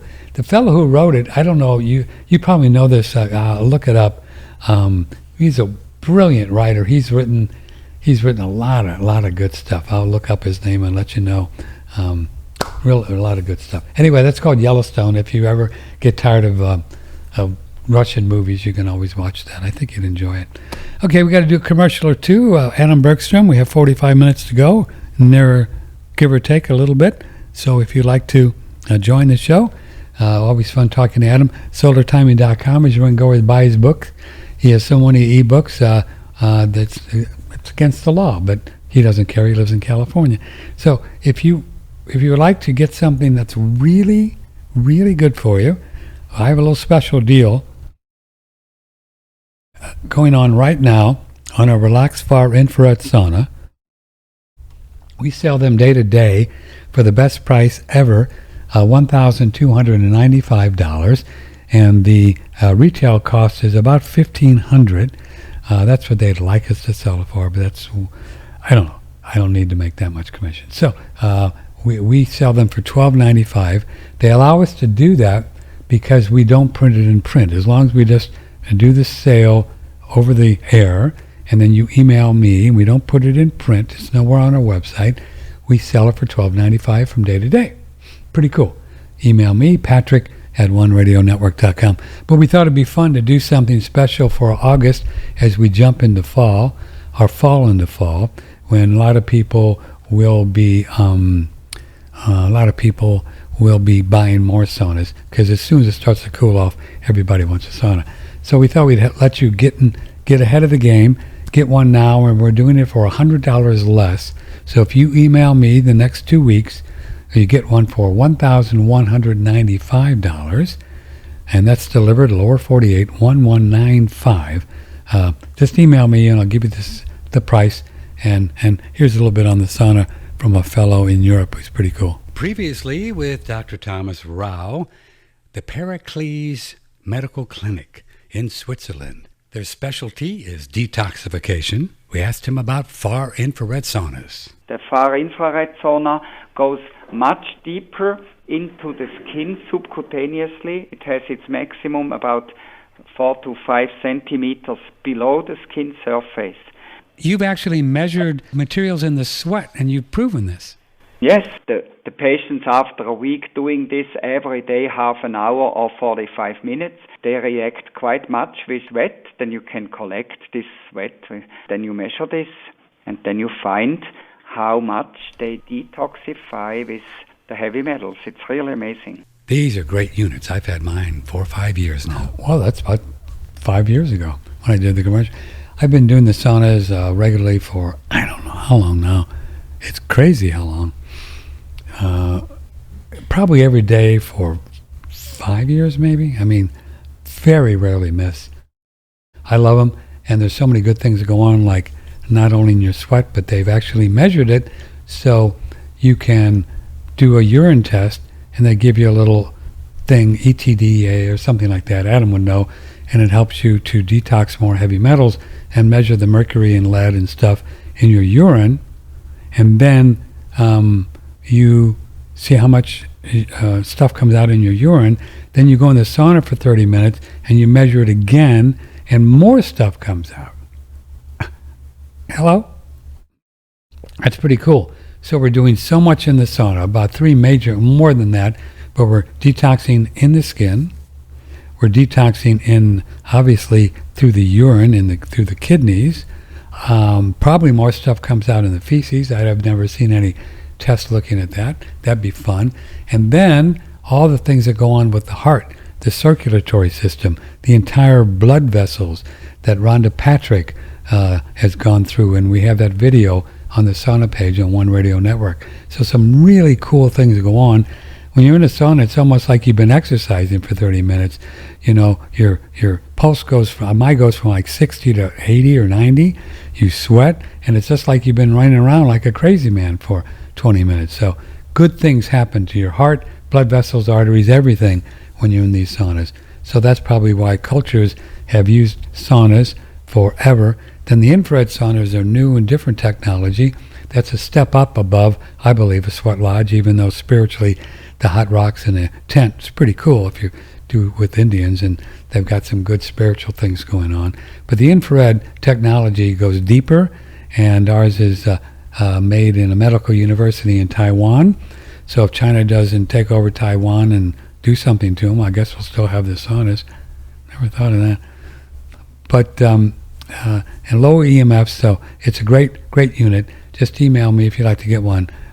Patrick at oneradionetwork.com. You've heard me talk about the Aqua Cure machine. Adam has told us that hydrogen is one of the few molecules that's on both sides of the thing. You know what I mean?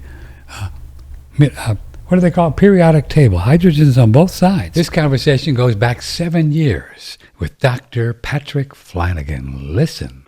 And then I discovered that Hunza water also contained negative ionized hydrogen, which is a source of biological electrons.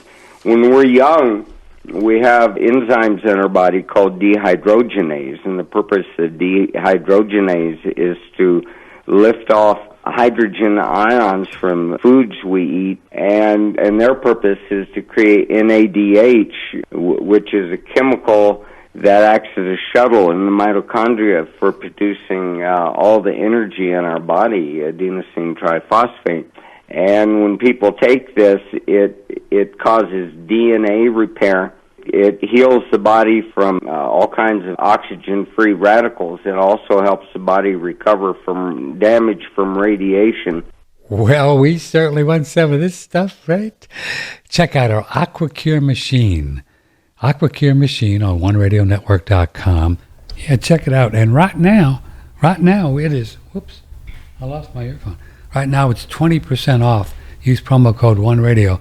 This is Brown's gas, which is a step up from hydrogen, and that has that expanded water capability that Gerald Pollack talks about.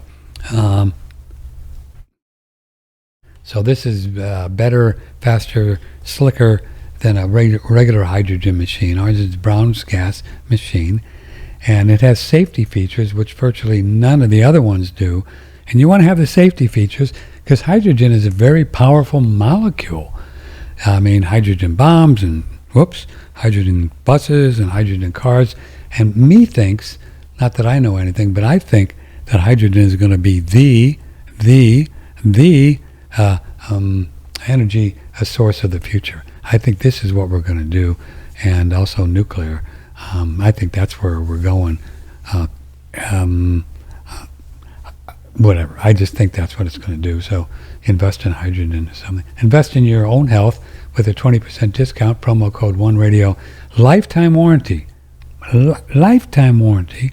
And also a 1 year, no questions asked, money back warranty with this machine. 1 year. You can have this puppy for 10 months.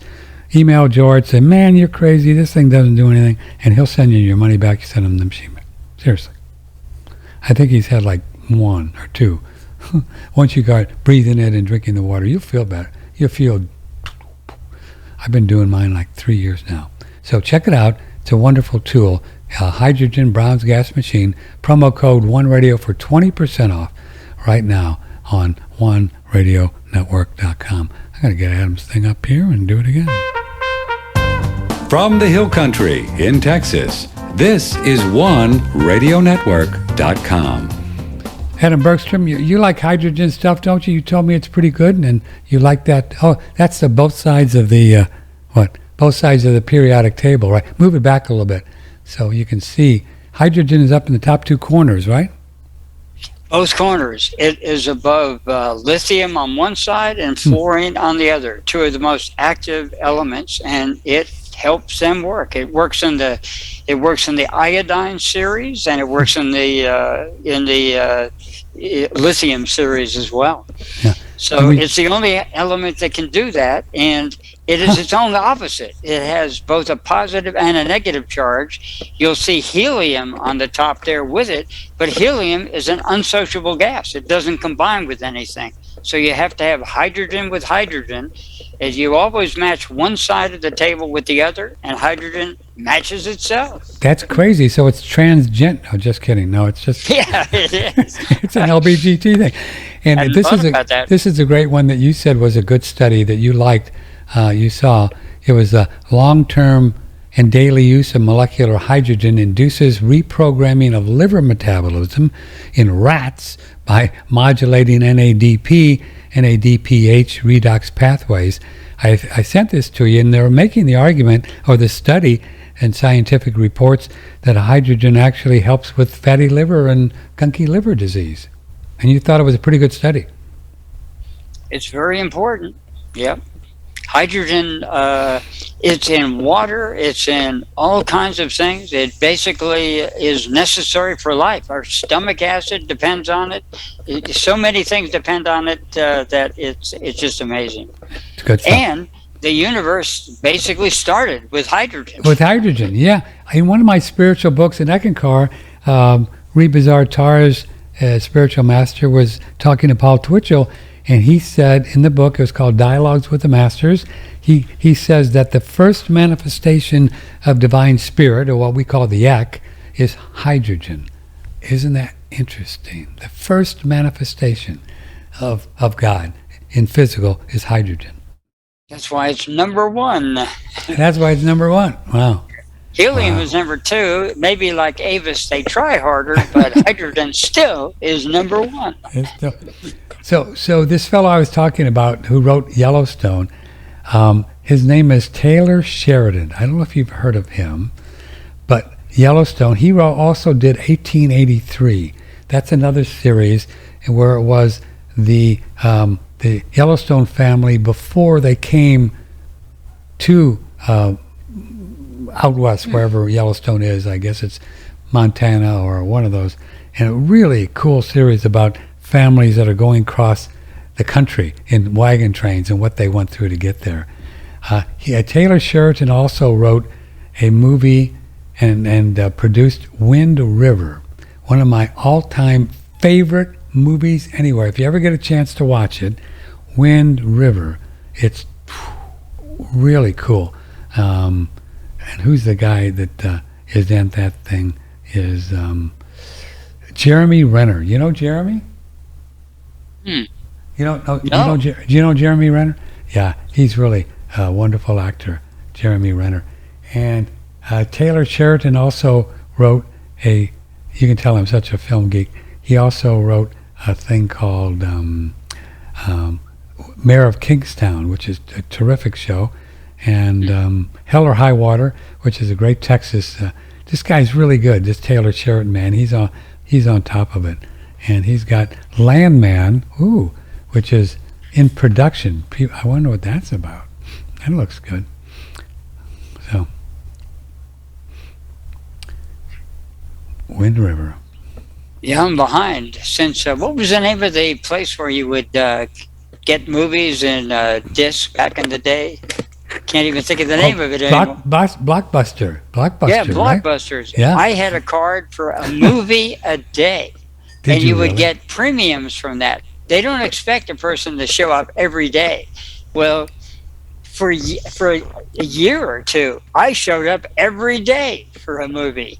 Whenever I was in town and I got it, I would get the whole month and be there, get bonuses, watch movies on cable as well. So I would watch not only the movies, but they would often have how they made the movie.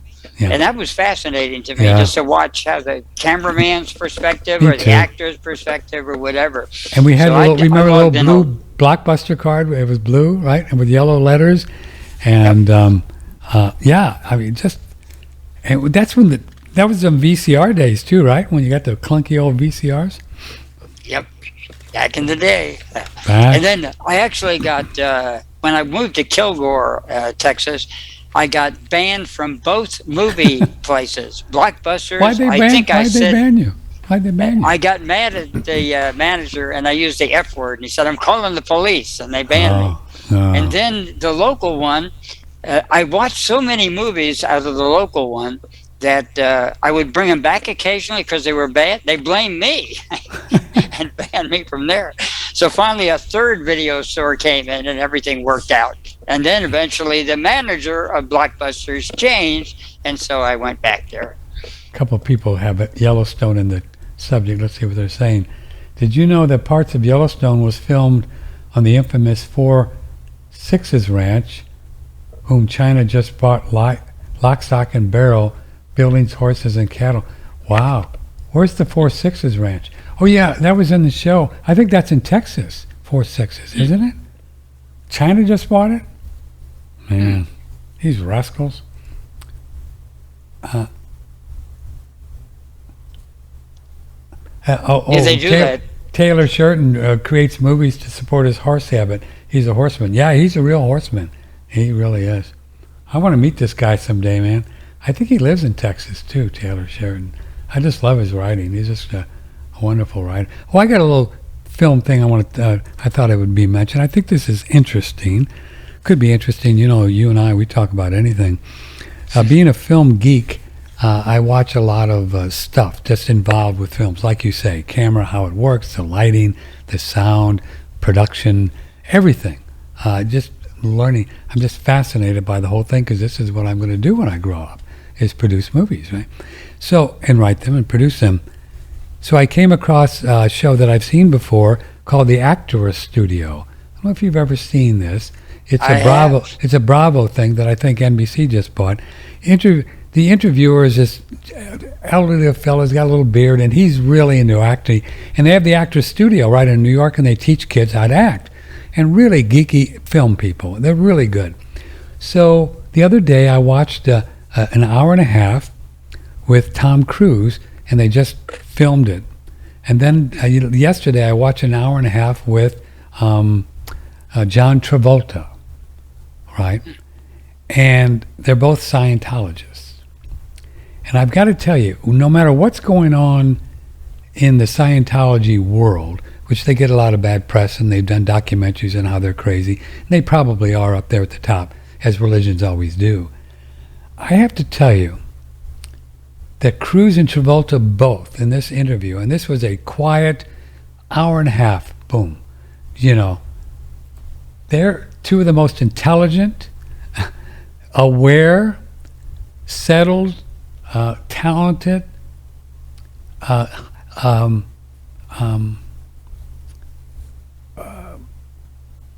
successful, and what's the opposite of egotistical?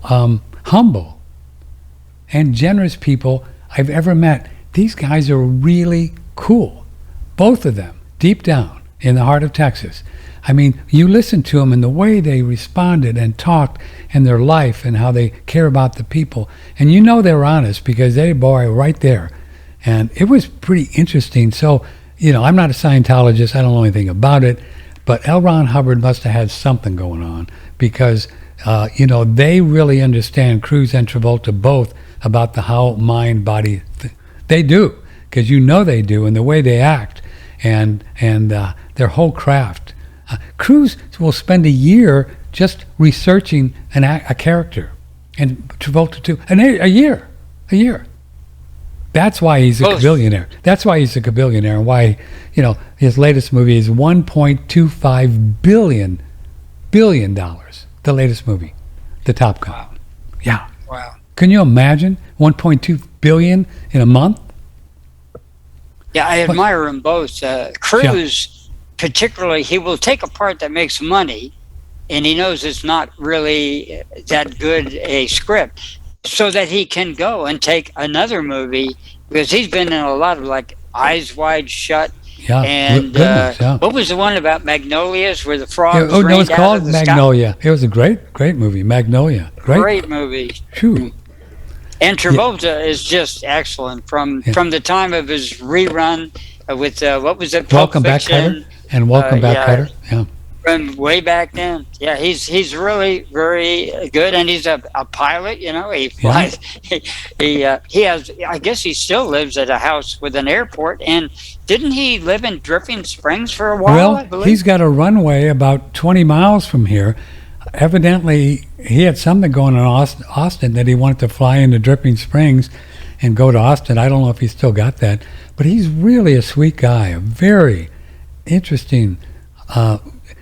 And Cruise is like, he talked about money, and he's never been into the money part of it, and he's very clear about it. And he said, I'm a wealthy guy, and he admits it. He's a billionaire because he produces all these movies. But he's he was never done it for the money. He did a couple things for scale. Well, a really big movie. I don't know what it was.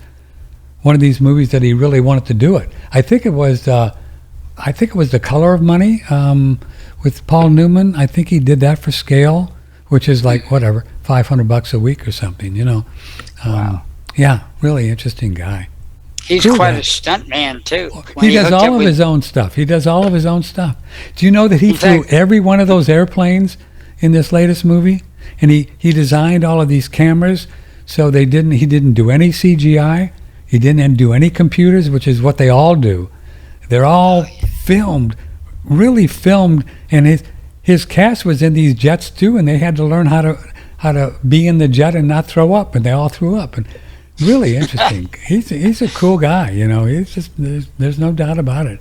And well, I just respect people like that, you know. He reminds me of Jackie Chan, because when he hooked up with John Woo, they did a movie where he hangs from the edge of a cliff, you know. That was he was really in danger. Right. The movie studios wouldn't let him do it, so they flew up there in their own helicopter and did it when the movie studios didn't know about it. Yeah, some of the stunts he does are amazing. He risks his life. Yeah. Hi, Patrick. What are your best recent podcasts going into specific about the carnivore diet?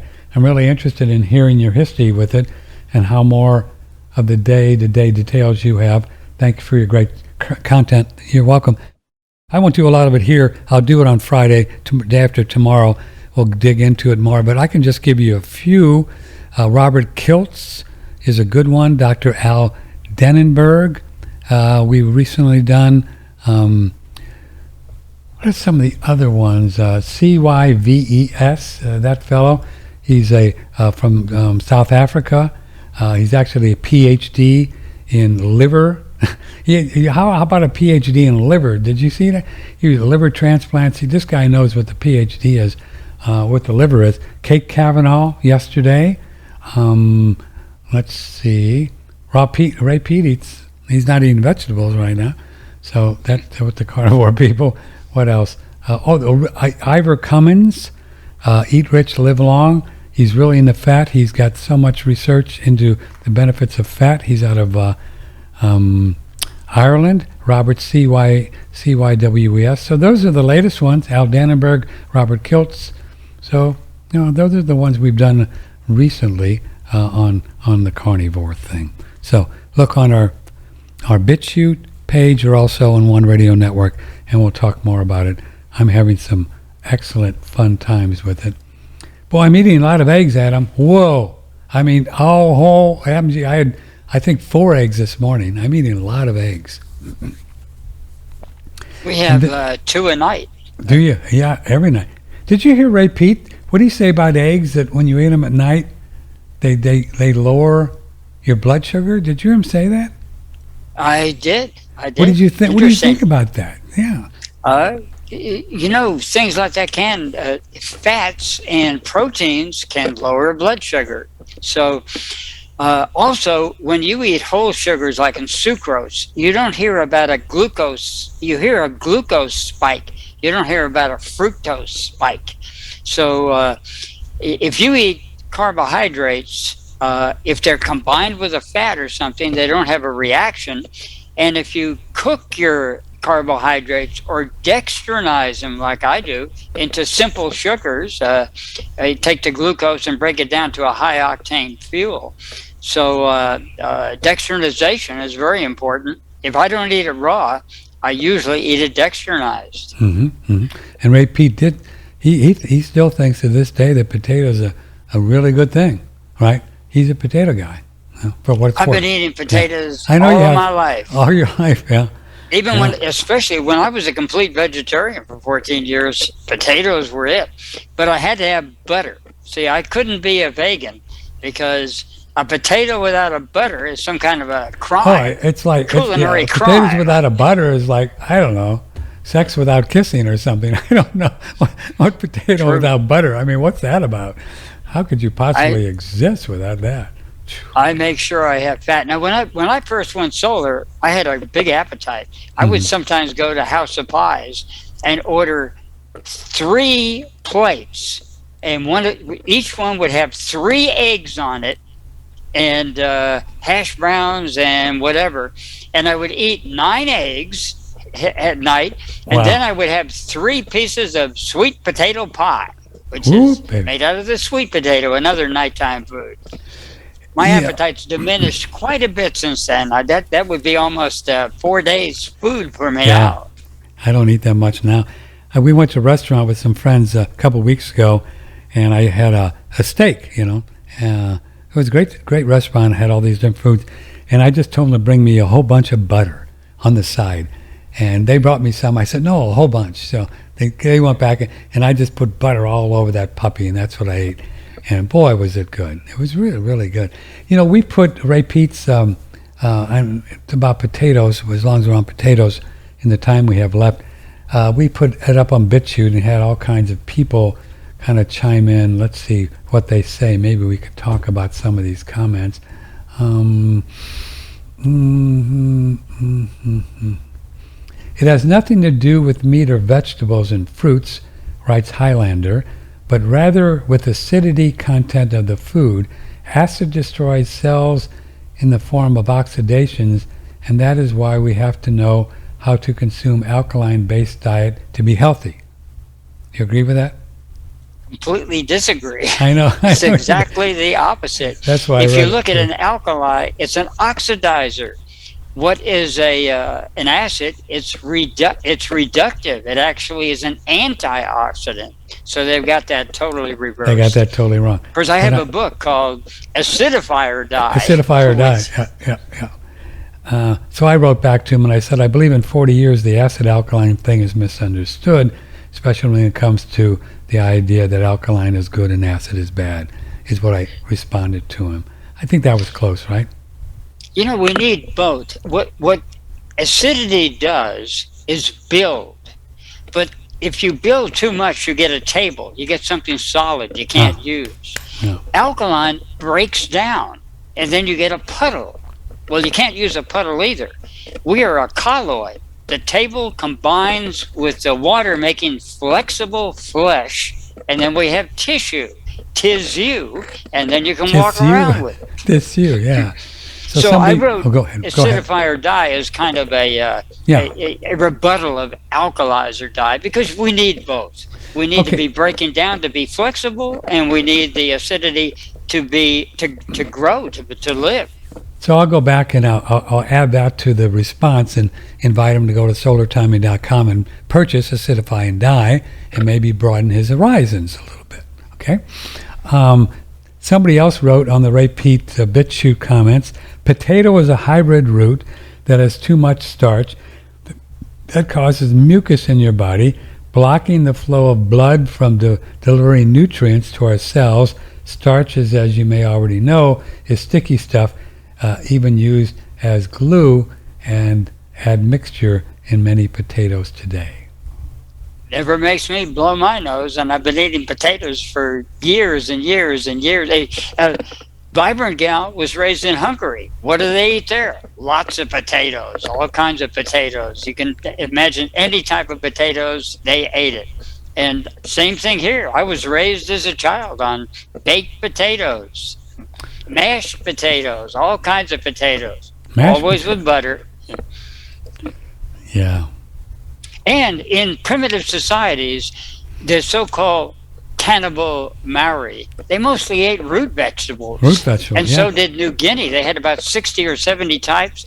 And there are potato eaters in the Andes that have 80 or 140 types of potatoes they grow up there? Yeah. So potatoes and root vegetables have been an important part of primitive cultures for millennia. Sure. And look at the Hawaiian people, the ancient Hawaiians, still do today, taro root. They ate a lot of taro root, and really nasty stuff. I don't know if you've ever had it, but it's really bad. I love taro. No, is that what they call? Well, no, I wasn't thinking of poi. I had poi. I thought it was yucky. I haven't tasted that, but my friends tell me it is nasty stuff. So I like taro root. Here's the thing with taro root, though: you have to really cook it thoroughly. Yeah. Same with a white potato, by the way. They can be toxic. Kellogg knew about that. In fact, though he's known more for cornflakes, he healed people with potatoes. But he said they have to be cooked well. Well, taro is one of the most easiest thing on your digestive tract, next to what the pioneers use, slippery elm, but it's very gentle if you cook the heck out of it. If you don't cook it enough, it's a very strong irritant of the intestines. But taro root has been, they brought it there in the 11th century, whenever the Polynesians arrived in Hawaii in the first place. So what about this idea that often gets mentioned when you say tomatoes or potatoes, of the nightshades, and they're not good for you? What's up with that? Well, nightshade can be deadly if you get the deadly nightshade, but they have bred the tomato, and they have bred the potato, and they have bred goji berries. That's a deadly nightshade. People regard it as a health food. So actually, it's perfectly okay if you cook it. Now, a green tomato. But tomatoes we don't cook, though, right? We don't cook tomatoes, do we? Sometimes I do. Yeah, but what I do is I dextrinize them to bring out the flavor. Especially if a tomato isn't completely ripe, dextrinize it and you ripen it. Cooking is ripening something and making the food into a fruit or vegetable. A fruit is already cooked. When it's completely ripe, it's been cooked by the sun. But vegetables have not evolved that way, so a potato must be cooked to eat it. Now, people sometimes eat raw potatoes. You're not going to die usually from it. If you eat a whole bunch, it is toxic on the intestines, and you will pay a price. For therapy, once in a while, raw potato, you put it on, like on those bumps we saw from Nancy. Yeah. She could put a raw potato on that, and it could actually help with it. And without being any kind of strong element, it can actually pull and draw things out of bumps like that, and warts and even moles. There's a fellow by the name of Stan Ekberg. I don't know if you've ever heard of him. He's pretty cool. I liked him a lot. I think he's like German, and he's got like 2 million followers, and a very geeky guy. And we put a thing on the front page about eggs, and he goes through this whole thing about eggs. You might want to watch the first 10 minutes of the video on One Radio Network. And he really makes a case, and he sounds pretty geeky, like he knows what he's talking about, that eggs surpass even meat with the kind of a protein that the body can use, even more than meat. You think that's true? I believe that. Do you? Yeah, I think the egg is a superior protein. Bodybuilders use it as egg protein they make, but the best way to get it is from a whole egg. Not the white, not the yolk, combined, as nature made it. That's what Rocky did, right? That's right. I was raised on eggnog. You know, sure. My mother gave me raw eggs, 2 in the morning, wrong time, but still, it was good. Do you think the less we cook the egg, the better it is? It depends on what you're doing. Certain things, it's more digestible when you actually have a hard-boiled egg. But there are other things for immunity and certain conditions that a raw egg is better. So I've never found that to be true. Whenever I do hard-boiled eggs, which I really love, right? Put salt on it, it's yum. I feel like they kind of lump in my stomach a while longer than a soft-boiled or raw. According to Beaumont, and William Beaumont did the tests on a person's stomach, actually a cooked egg will digest a little bit faster, but it's not that much of a difference. But there is more digesting, and you get more of the minerals out of it than you would otherwise by breaking down the cell walls. But it's so small of a difference that it's like, not really necessary. I just like a hard-boiled egg. Vibrant likes a soft-boiled egg. Yeah. Some people like poached eggs. Every once in a while, I like a scrambled egg. Yeah. You know, a good friend of mine showed me a different way to scramble, which is totally different from what I've done. I really like it. You know, coming from really being, I had a food company and and studied cooking a bit, where the chefs put the eggs in a bowl, right, and they whisk them up, maybe a little salt, olive oil, or butter, and then you put them in, and then that's how you make your scrambled eggs, right, in a really hot pan. And it works pretty cool. But she taught me, it's always about a girl, right? She taught me that, just put the eggs in the pan, with some bacon grease or tallow or whatever you want, and then just gently stir them. So you're kind of gently breaking them apart, not whipping them doodle. And then you can do it really soft. And boy, do they taste good. That's all I do now after I did it one time. You try that sometime. It's just really... You know how you get the eggs in a restaurant where they're all dry, the scrambled, you go to House of Pancakes or something, and the bacon is like nuked, and the eggs are like nuked. But this is just the opposite. The eggs are real soft and kind of a little bit runny, but really tasty. Yeah, really tasty. Interesting. I guess it does something when you break up the yolks a lot, when you do that kind of thing. Adam, I got to run. I've even broken an egg for sunny side up and put it in and baked it. Delicious. Really? Wow. Yeah. Okay, Went kid, through a stage of doing we that. have to run here. We got to go because we have another interview coming up in 10 minutes. This lady who had an out-of-body experience. I always have an out-of-body experience when I have Adam Bergstrom with me because he's cool. There's solartiming.com. All of the ebooks. How many ebooks do we have up there, brother? How many? About 45. I'm working on my sugar book now. 40. And what's the general prices of them? 10, 15? They go from $10 to $100, $9.99 to $99. Three of them are $99. Well, one is an entire set of 14 books. That's my yellow fat disease book, and otherwise we have a lot of mini books. $10, $20, $30, various books on all kinds of subjects because. And he mounted his horse and rode off in all directions is my motto. That's it. Okay, kid. Well, we love you. Thanks to Vibrant Gal for everything, and we'll see you real soon. Let us know if you need something: coffee, sugar, ammo. just call me. I'll hook you up. We'll see you. Thanks a lot, Patrick. Love you, kid. Great day. You too. Love you. He's great, huh? Adam Bergstrom 2.0, and here we are on the third Wednesday when we have Adam back, and then also check him out on the first Monday of the month. Okay, so I'm going to get some water and get lined up here for our next guest, who I think you're going to find fun and interesting. And her name is, well, you'll hear the name in a minute. What can I do? So I will see you in 10 minutes. So take care. From the Hill Country in Texas, this is OneRadioNetwork.com.